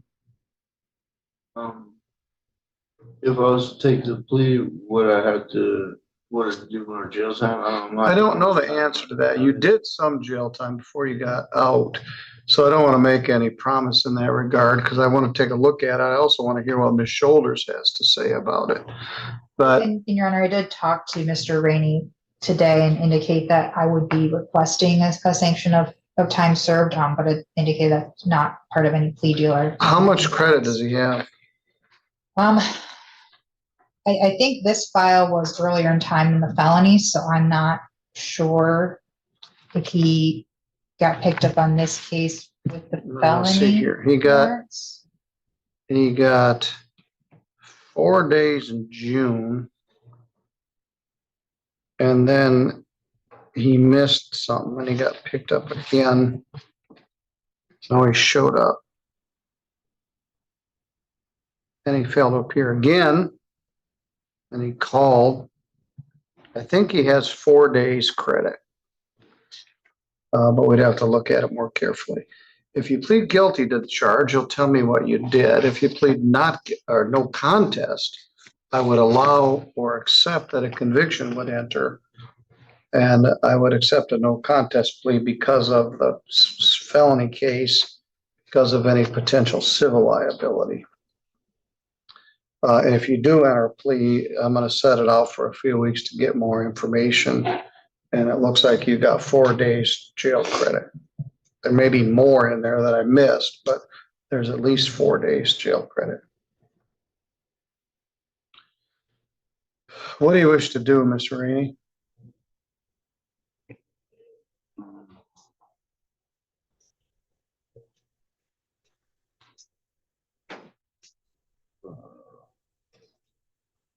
There is an affidavit of probable cause in here that I could use for a factual basis. And Your Honor, I believe if he's willing to accept the offer today, it would have to be a no contest plea due to lack of recollection. All right. Well, that's a legitimate reason. Mr. Rainey, as I said before, by pleading no contest, you don't admit what happened. You also don't deny what happened, and you would allow or accept that a conviction would enter. And one reason is if you don't remember, that's one of the quintessential reasons for no contest. We have people that are driving drunk and they hit a tree and they wake up in the hospital. They don't remember anything. They'll plead no contest. So whatever you want is okay with me. But if you want to resolve the case today, you can enter a plea of no contest to the 93-day misdemeanor, and I'll set it for sentencing, probably late November, early December. I believe he would like to accept the offer with a no contest plea. All right, well, let me tell you some other stuff. You already know this, but the law requires I tell you this. This applies to everybody else that's here. To understand that if you plead to this charge, you'll be giving up your right to have a trial in front of a judge or jury. There will not be a trial. If you had a trial, you'd have the right to be represented by an attorney. Ms. Harden is here with you. She'll represent you at the sentence. She would represent you at a jury trial if you had one. If you had a trial, you'd have the right to take the witness stand and testify on your own behalf. You don't have to because you have a right not to testify. And if you did not wish to testify, the judge or jury cannot hold your silence against you, and you have the right to be presumed innocent unless the state was able to prove your guilt beyond a reasonable doubt. You understand? All right. Well, all right. Well, do you understand if you plead to this, you'll be giving up your right to have a trial? Yeah, well, it seems like I'm always gonna bully, I'm bullied into taking the charge. Well, you don't have to do it if you don't want to. Because I look to my lawyer for help. man. All right, They let's just like to do back it. up. You Do seem what a you little wanna do. disoriented. Are you You high know, right? this is how Are you we high do it. right now? Huh? Are you high right now? I'm not high right now. I'm just trying to like process this stuff like this. I'm asking her for help, like what I should do. Well, And she and- got, I don't know. I can't tell you I what to mean, do. I really don't want to take the charge because I didn't do nothing to her, to be honest. All We can right. leave it on for trial. All right, we'll leave it on for jury. Yes, this would be no contest. But it would result in a conviction, Eric. But that's what I'm saying. I got a lot of those already. Well, you do. You got several pages worth, and you owe me $516 of unpaid fines and costs. Yeah. So- All right. I'm working on it. All right. I've been paying a little bit. Well, they aren't going to make it go away. they're gonna bring all the witnesses in and have a trial if we come to that. So this will put another charge on your record, but it will bring closure to the case. I don't know if there is any witnesses, but I'm not sure. All right, so what do you wish to do? Let me ask it flat out. Do you wish to plead no contest to this charge? Or do you wish to plead not guilty and have me set up for a trial? I guess it's.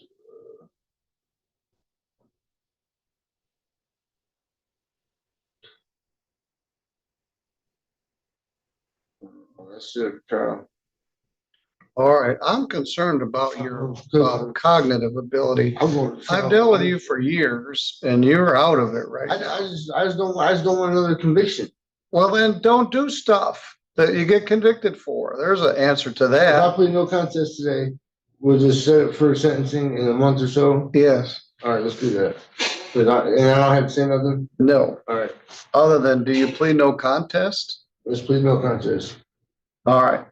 The affidavit says this happened on Maple Street in Sturgis on April 10th. You and Jennifer Shoulders got in some sort of argument. You wanted to move in and she didn't want you to move in because of your drug habits. And you punched the television and destroyed it. And it was worth $300. That's pretty straightforward. All right. Now, 4 days in jail may be sufficient for that.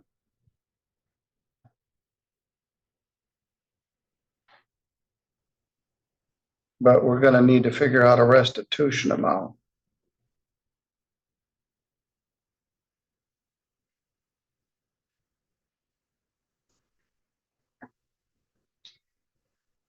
All right, let's pick a date that works for your lawyer.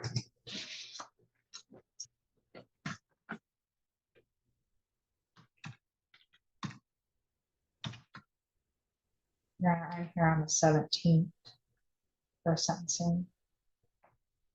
Not sure if that's enough time. That's more than enough time. That's a Wednesday. The 17th of November? No, Were you looking at I December? was looking at December. I Sorry. told them December. Yeah, I'm scheduled for jury trial next door on the 17th. So, Of December? correct. Yeah, I was gonna go the 8th of December, What time? 4 AM, 4 a.m.? about 10:30 AM. That works.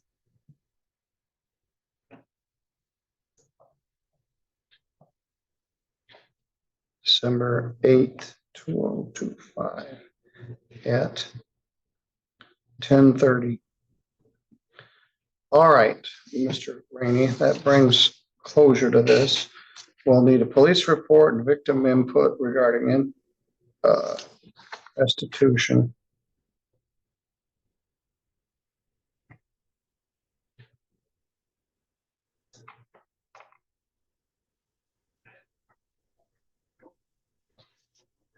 Sentence for December 8th, 2025. All right, I'm gonna have the bailiff take you out to get an official notice from the clerk. And I want them to talk to you about your payment plan on that unpaid fine and cost. One of the things that's gonna affect my sentence is what you do on the unpaid stuff between now and then. $25 a month payment. All right, when did you make your last payment? I made one last month, I remember that. All right, Yeah, I've been making. good. Then you talk to the ladies out there. All right, now we're ready for Mr. Roberts. All right, thanks. All right, thanks. Bye. Oh, there's not a problem. She said they're working on it. I'm open to whatever, just don't hold me in contempt. I hold you in the highest regard.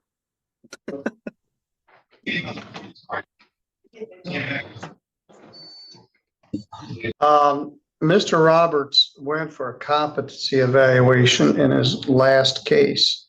24-25359 as a circuit court matter. He was in the hospital for a while when the case got bound over. Judge Stutzman, since simply gave him 497 days in jail, credit 497 days, no probation, just let him out. And I think they were just didn't know what else to do with him. He had previous similar things like this where he was going to blow up a school and he was out in this country terrorizing some people. He's a former all-conference, possibly all-state athlete who has struggled with mental illness. My fear is that Mr. Roberts isn't doing well. Judge, I sent that to you. Oh, sorry. She said earlier he was doing okay. He knows me. We'll see how he is when we talk to him. Your Honor, while I have you here, it just maybe you can kind of prep me. I know we've got this new misdemeanor telecommunications. The other one is simply a failure to appear to a probable cause conference. Is that where we're at? So we need to reset it. He has Jordan Harden. He failed to appear for RKP and he set bond at $10,000. And while he was out, he's also on bond. I'm not sure how he got out on bond on this case, but yeah, he was out on bond when he failed to appear and when he got the new charge. You don't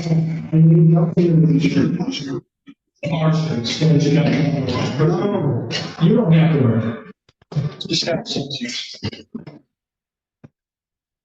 Good afternoon, Mr. Roberts. This is Judge Middleton.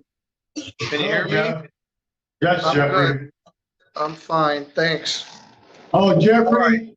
We got to get your case back on track, Mr. Roberts. Also with me is Mr. Stickley from the Public Defender's Office and Ms. Camfield from the Prosecutor's Office. You missed a court date last week, and we need to get the case reset.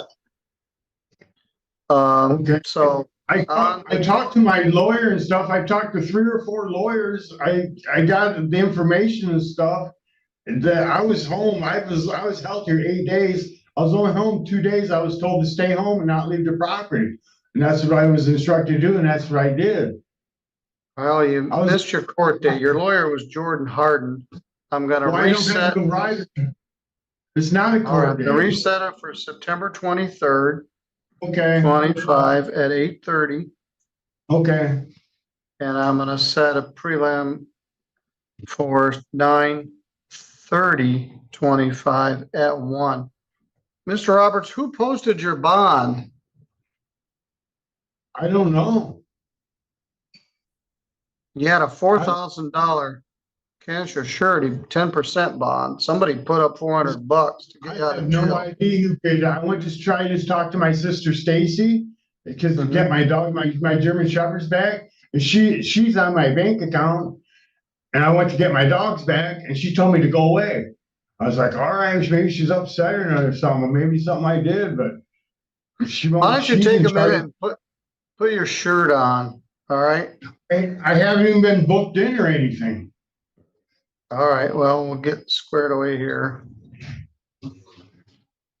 I'd like to Fred Taylor. I talked to him. He's supposed to call Fred in uptown at Ross Truckies.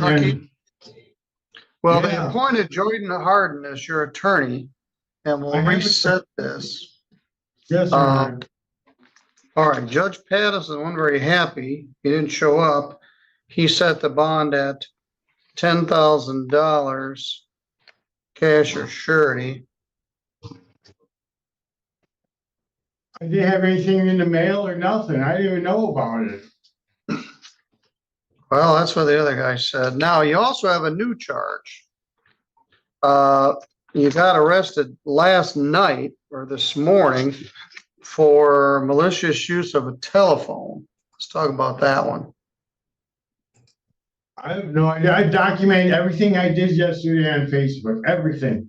And I talked to Okay. people and I've got everything documented. I was calling places, called VA.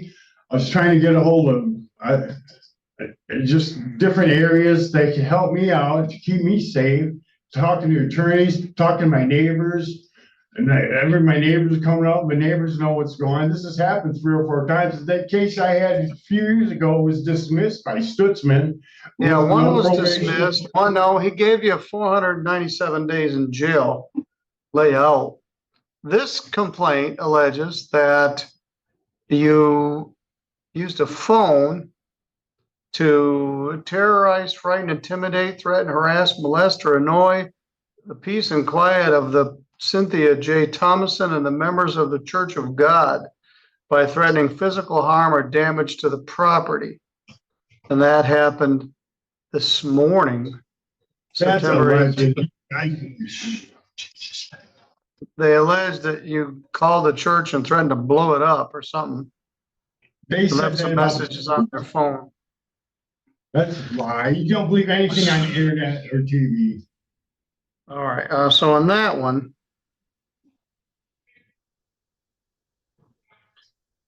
I'm gonna show a plea of not guilty. Appoint an This is a attorney. Public building. I'm in a public building and facing a federal court, a judge. That's Well, not right. I'm not a federal judge. I'm just a. Well, you are. There is no lowly- federal court. There is no federal court. You know that. Well, I'm a district court and you know me for all your life. Yeah, But, you know, let man. me, Cousin, could you get a hold of Matt or Liz or Tim Verhey or Well- somebody for me? well, we're gonna appoint an attorney and set an attorney pretrial for 10/3/25 at 8:30. Since you got out of jail in December, have you been hooked up with any mental health treatment? Yes, every day with the VA. I was supposed to get meds sent today with the VA. That's what I've been waiting on for a while. And I've been calling them every day and checking in with my mental health and talking to triage nurses and talking to Have you been staff. taking your meds? Yes. I'm doing everything they require me to do. Well, I set this case as quickly as I could, which is next.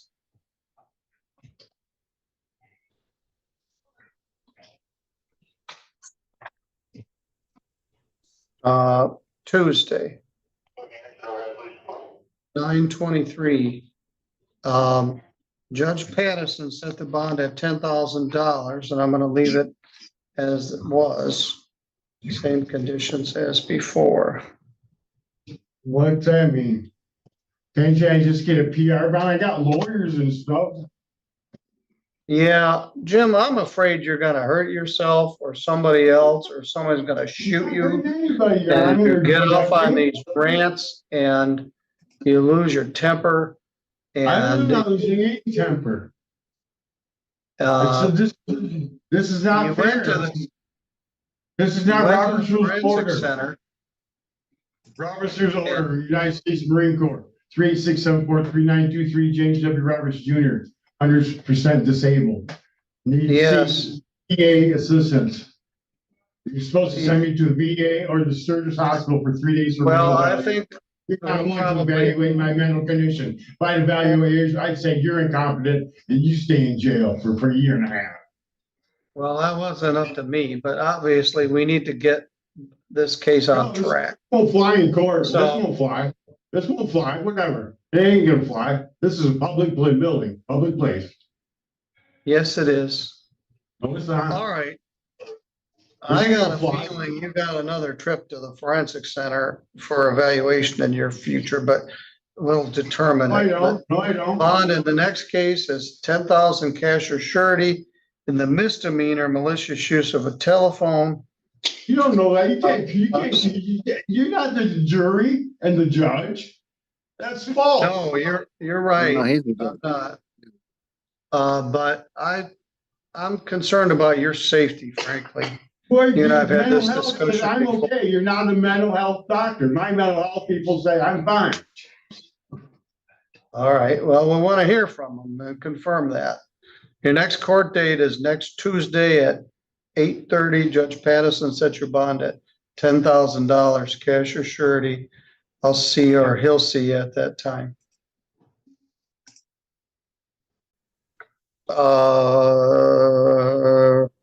Is it the bond on the new case too, Judge? The bond on the new case is 1,000, cash or Thank you. surety.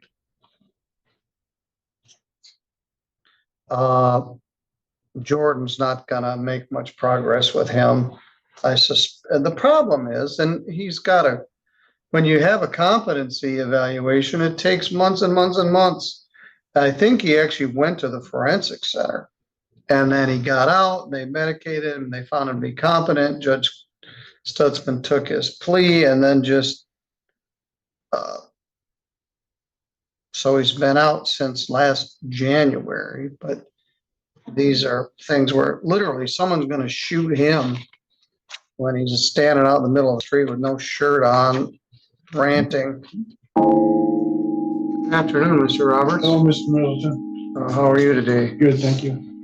We're gonna address the competency order that was ordered in these two cases. Let me call the cases. They're People versus James Walters Roberts, file 251772 FY, is a felony case. It was set for a pre-exam conference and a charge, 2 counts of resisting, obstructing a police officer. Those are punishable by up to 2 years imprisonment, fine of up to $2,000, and a charge of malicious destruction of property less than $1,000, more than 200. That's a misdemeanor punishable by up to a year in jail. They also charged you with misuse of a telecommunication device for malicious purposes. That's a misdemeanor. That's in file 251912. And both of those occurred.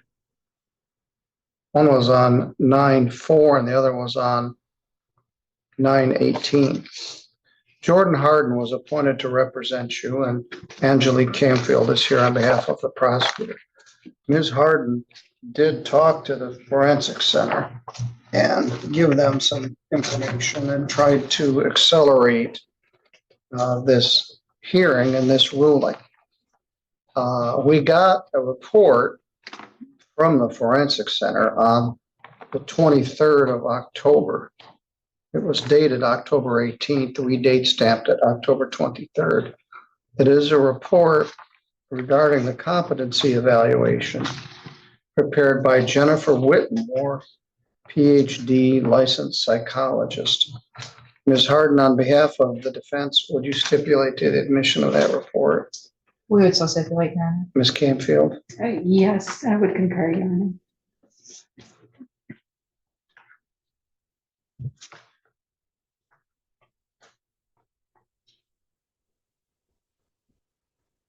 Mr. Roberts, I've known you for many, many years, all the way back to when you were in high school. And you had some military service and you had some issues that came up. You've been struggling with PTSD and mental health issues for 15 or 20 years. Every once in a while, it bubbles to the surface and you end up getting arrested. That's what happened here. You've been sent previously to the Center for Forensic Psychiatry for evaluation. You've received treatment from the VA. We've tried different placements for you, and the examiner feels that you are competent. And one of the concerns I had is I know you were on some medication, and once you went to jail, did they get you back on your medication? Yes, it took them about 9 days to get me my medicine, but I'm taking it now. All right, very good. You were quite agitated when I first saw you. They brought you in there with no shirt on, and that wasn't fair to you. And but you seem good today. Yes, yeah. Anyway, let me tell you what the doctor says.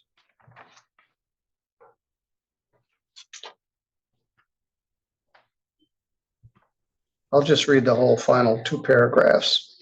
It's entitled Forensic Analysis and Opinions.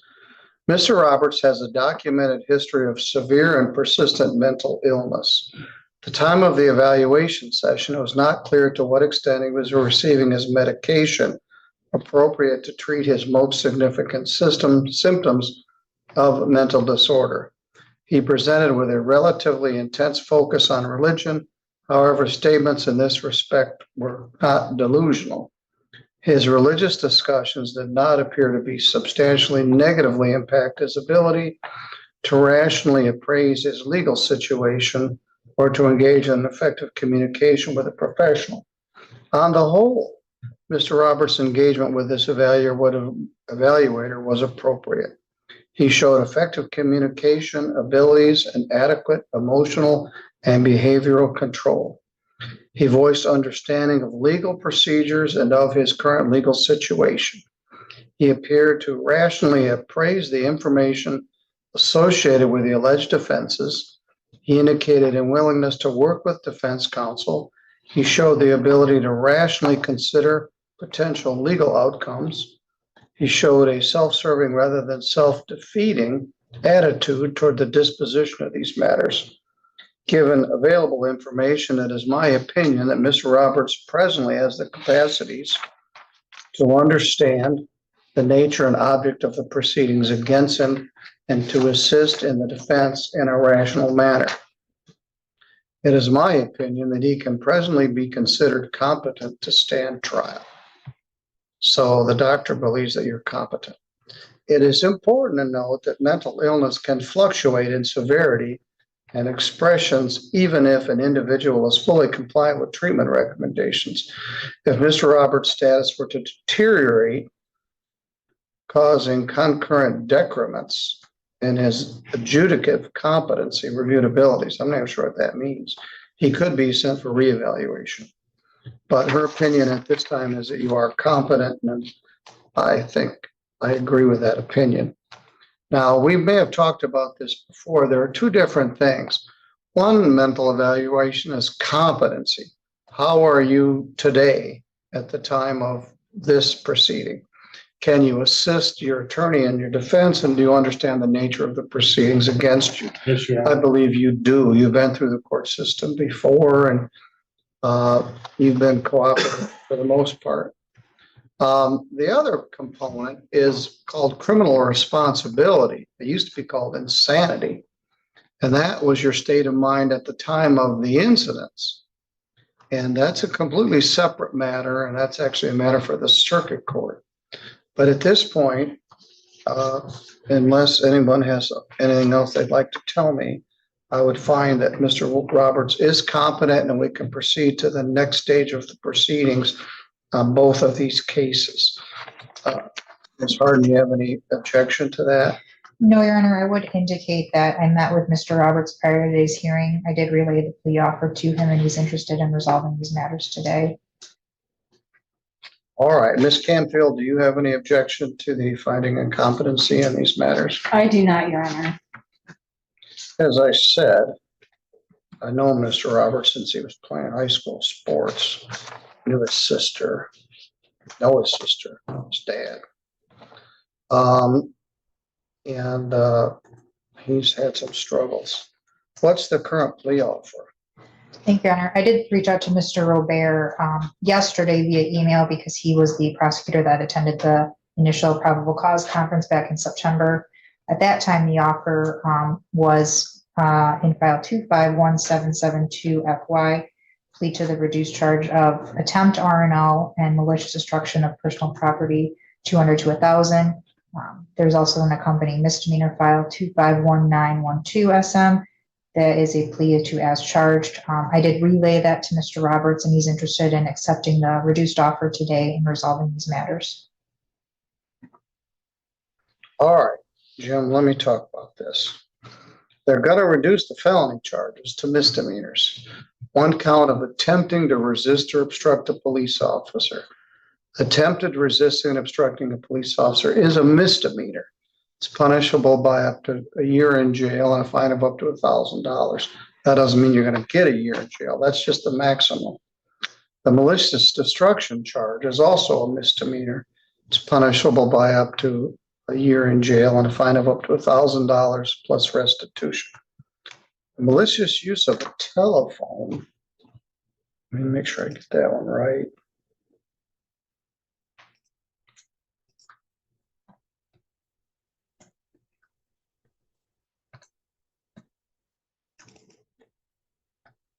Alleges that on September 18th, you used a telephone service with intent to frighten, intimidate, threaten, harass, molest, annoy, or disturb the peace and quiet of the members of the First Church of God and their employee Cynthia Thomason. It's a 6-month misdemeanor punishable by up to 6 months and or a fine of up to $1,000.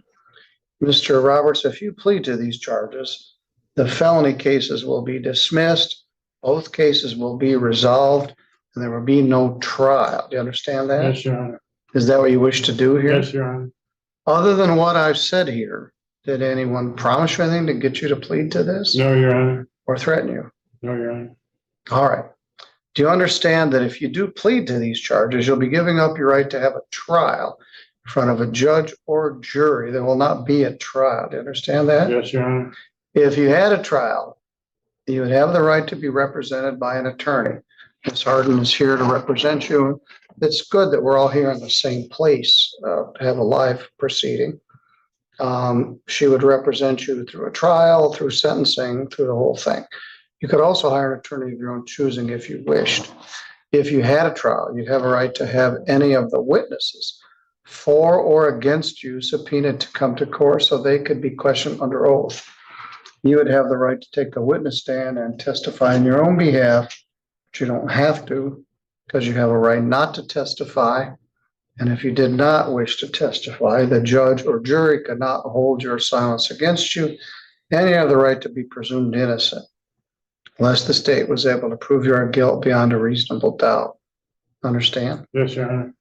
All right, well, let's talk about the church one first. You got agitated, and the contention is you called the church, and I'm not sure what you were mad about. Let me see if I can find the affidavit of probable cause.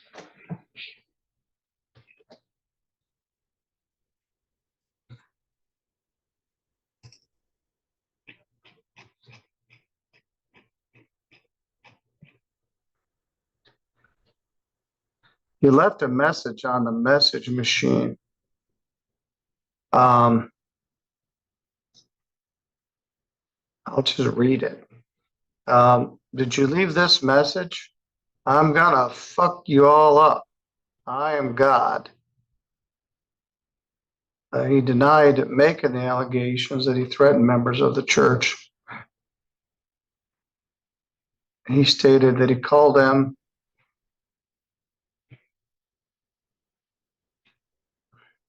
and left those messages. So do you remember what you were angry about? Yes, Your Honor. What was that? I was just reaching out, trying to get attention or some help from the churches in the area. And I was frustrated that I wasn't able to get the help that I was searching for. All right, well, that makes some sense. Jordan, are you satisfied with that factual basis? I am, Your Honor. Ms. Campfield? Yes, that's satisfactory for statutory elements, Your Honor.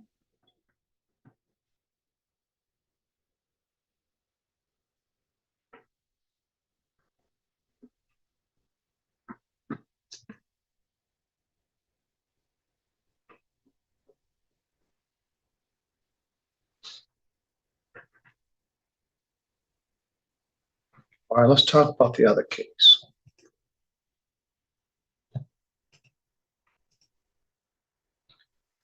That alleges resisting and obstructing. Let's go to the charging document, which is called a complaint. Find it.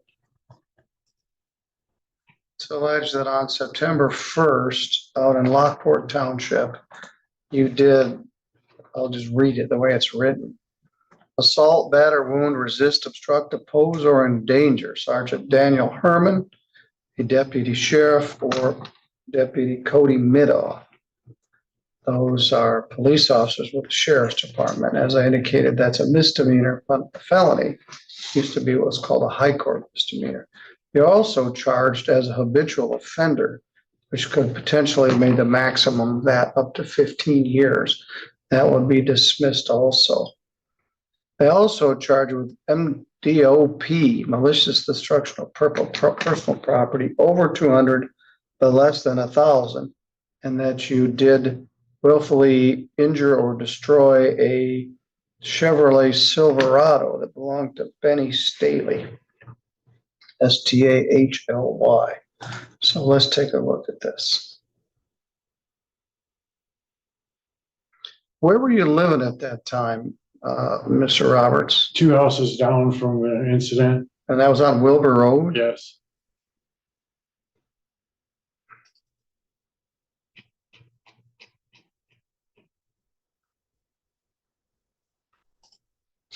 All right, this was actually before the phone call.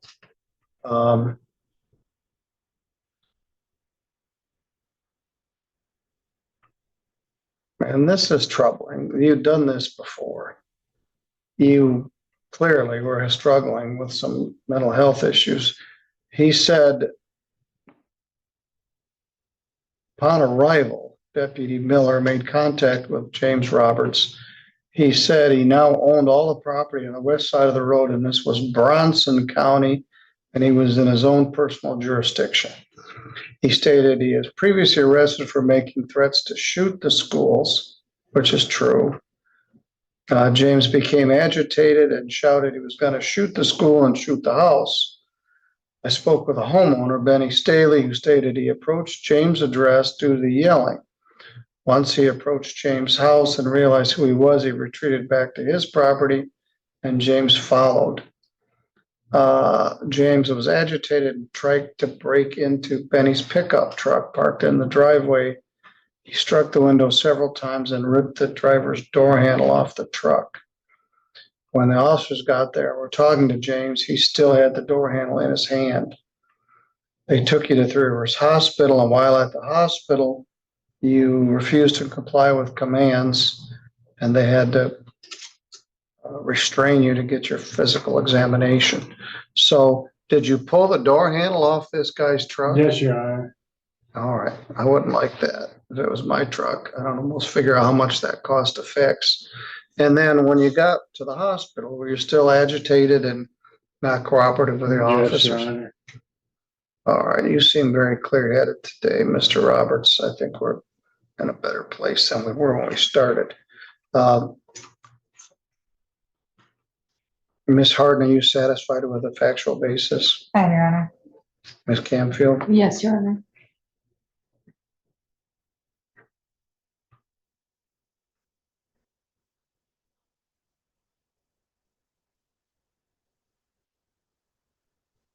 This worked out fine. We had enough time to deal with this. We're not in a time crunch. And we can devote our attention completely to you, Mr. Roberts. But I'm going to need more information before I do the sentence. I've been working with the new pivotal liaison, Lauren, at the jail. Have you had contact with her? I wrote her a couple kites this morning, Your Honor. Well, I'll make sure you get connected. In talking with Mr. Roberts, he does receive his counseling through the VA. Yes. And as the court's aware, he's been on his medication, so we're dealing with Mr. Roberts today. Yes. So the court isn't. Where would you go when I let you out? I'd go to my home and continue with, I do up to 3 meetings a day doing Zoom with my mental health providers. He states he owns his home. Yeah, you do. You own the home, don't you? Yes, Your Honor. My father left it to me when he passed away 10 years ago. Who else lives there? No one else lives there. I'd like to see my sister Stacy be more involved with me, and I hope she will be in the future. Well, she's a nice person. You got some nieces and nephews. But yeah, you scare them Yes, sure. when you get into your manic stage and you get angry. And are you still connected with Stoney and the VA? Yeah, I've been sending guys to Stony. But I need some help with some paperwork from them. So they have me 90% disabled, 70% of that is PTSD in the military, and I'm going for that final 10%, which I'll need Stoney's help to. So do you need to get 100% disability before you get any money? No, before I can get a caregiver. Oh, yeah, you lead a lonely existence out there. You Yeah. don't have a driver's license. No You live children. out in the country. It's not totally out in the boondocks, but it's far away from town. Your mom and dad are both gone. Your sister Stacy's got her own life going on. Yeah. And you could use perhaps a caregiver. Anyway, I want more information. I don't want to just dump you out on the curb before I get some more input. So let's set this for sentencing. You are back on your meds, and I can tell just by talking to you here today, you're doing a lot better, as Ms. Harden said. We're back with Jim. Jordan, you're here on the 10th. That day's crowded, but we can make it work. So that means it's after 10:30. I have statuses. So I've got you with Heinrich Payne at 11. Oh, yeah, no, I've got a translator case. That is going to be very difficult. Let's see, maybe I can do it faster than that. I have some sentences next Wednesday, November 5th. I'm here on the 6th in the afternoon, but it's a pre-trial afternoon, so I don't know. Well, let's see what we got.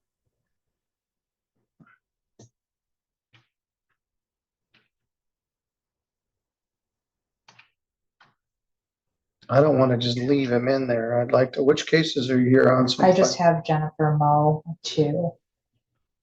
All right, why don't we set this for sentencing for 2:30 on Wednesday, Thursday, November 6th. That's not a usual time, but I was gonna ask if we could expedite this from Mr. Roberts.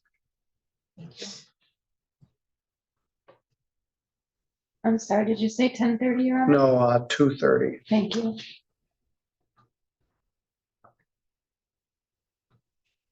And is there anything you need from me before then? Anything that you would like to do, I'm going to reach out to Stoney. I can get a hold of Jennifer. And Jennifer and Lauren, if she's got anything. And how's he doing at the jail? How's Mr. Roberts doing? Over at 3 Rivers. Oh, you're at 3 Rivers? Yes. Okay. Well, I heard he was doing okay. And I haven't represented Mr. Roberts before, but when I first met him at the jail, the officer that took me back had indicated that they had been there when Mr. Roberts has been in before, and they said that when he's on his meds, he's a model citizen. So I would assume that things are going well now that he's on the proper medication. All right, that's good to hear. So I want some sort of a plan to get you out. I'm probably envisioning a probation, where I'm going to order that you take your medication as directed and you stay in contact with your service providers. But I want to get the whole police report for both. I have a question, Your Honor, Yes. a statement. The VA offers a 2-month PTSD course that I did not take last year. I took a 1.5-month course there, but they have a PTSD available where I take my service dog with me too and go there for 2 months. That's the plan I'm kind of looking at too with Sony and the VA. You say you have a service dog? Yeah. Where's your dog now? Stacy's. Oh, I forgot about that. But I want to go there for their 2-month program.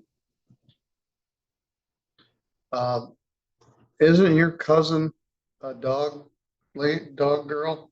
Oh, Shannon? Shannon, Yeah, she's a dog girl. and She likes her dogs. she likes her dogs. Yeah. Okay, that's a good plan. I'll get more information about that, but I will see you next Thursday at 2:30. Yes, Your Honor. All right, very good. Thank you. Thank you. Thank you. guys. Thank you both. We were able to do that. Yep. Angelique, I want to ask you about a case. Let me turn this off.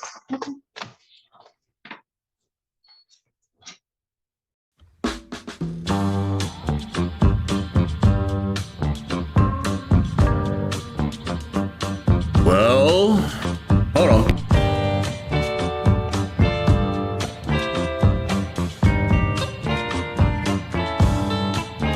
That's all we got.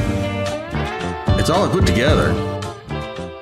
It's been over 2 hours though, so I hope it's been sufficient. It's been fun. It's been interesting. I've learned a few things. Thank you all for coming out. Thank you all for being here. Most assuredly, thank you to Zach for the $5 donation. Living like a cat for the $9.99 sticker. Donald Westerdale, thank you so very much for your $9.99 donation. And Nina, out of the blue, thank you so very much for your $20 donation to the channel. You are all champions. You all help support the puppies and me while we try and get these court cases out for everybody every day of the week. Keep an eye out for what we have coming up. I'll probably have some cases dropping today that I didn't have time to do in the previous week. And then I will have more stuff coming out on Sunday and Monday and Tuesday and Wednesday and any day of the week that ends in a Y. Ladies and gentlemen, I am your Lone Wolf Ousel. I am your curator for Lone Wolf Usel's Court Gallery, and I am your host for these here live streams when they do happen, and they do happen on a regular basis every single Saturday at 11 a.m. Central Time, noon Eastern Time. Come on by and hang out with us, and if you want to hang out with a live chat, come on by every night of the week, 9 p.m. Eastern. That's 8 p.m. Central, and we'll be here in a live chat watching the court cases of the day. Kids, been amazing. You're all awesome. Like, comment, subscribe, do all the fun things that we do here. And I'll see you next time. Don't get yourselves in trouble, because you know we'll be watching court. We might see some of you. Thank you, guys. We'll see you next time.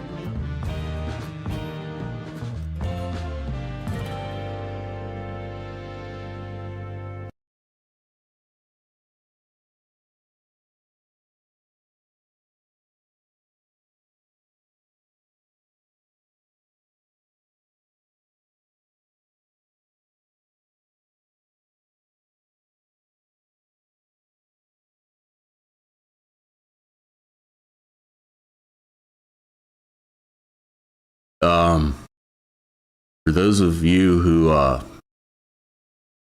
actually pay attention to such things, there is a time change happening, and what's going on right here, right now, absolutely has nothing to do with an homage to Ferris Bueller's Day Off. This is absolutely me letting you know that there's a time change. So go on, go away. We're done here. There's no more. No more. Nothing to watch. Don't forget to change your clocks. Do what your mama says. Bye.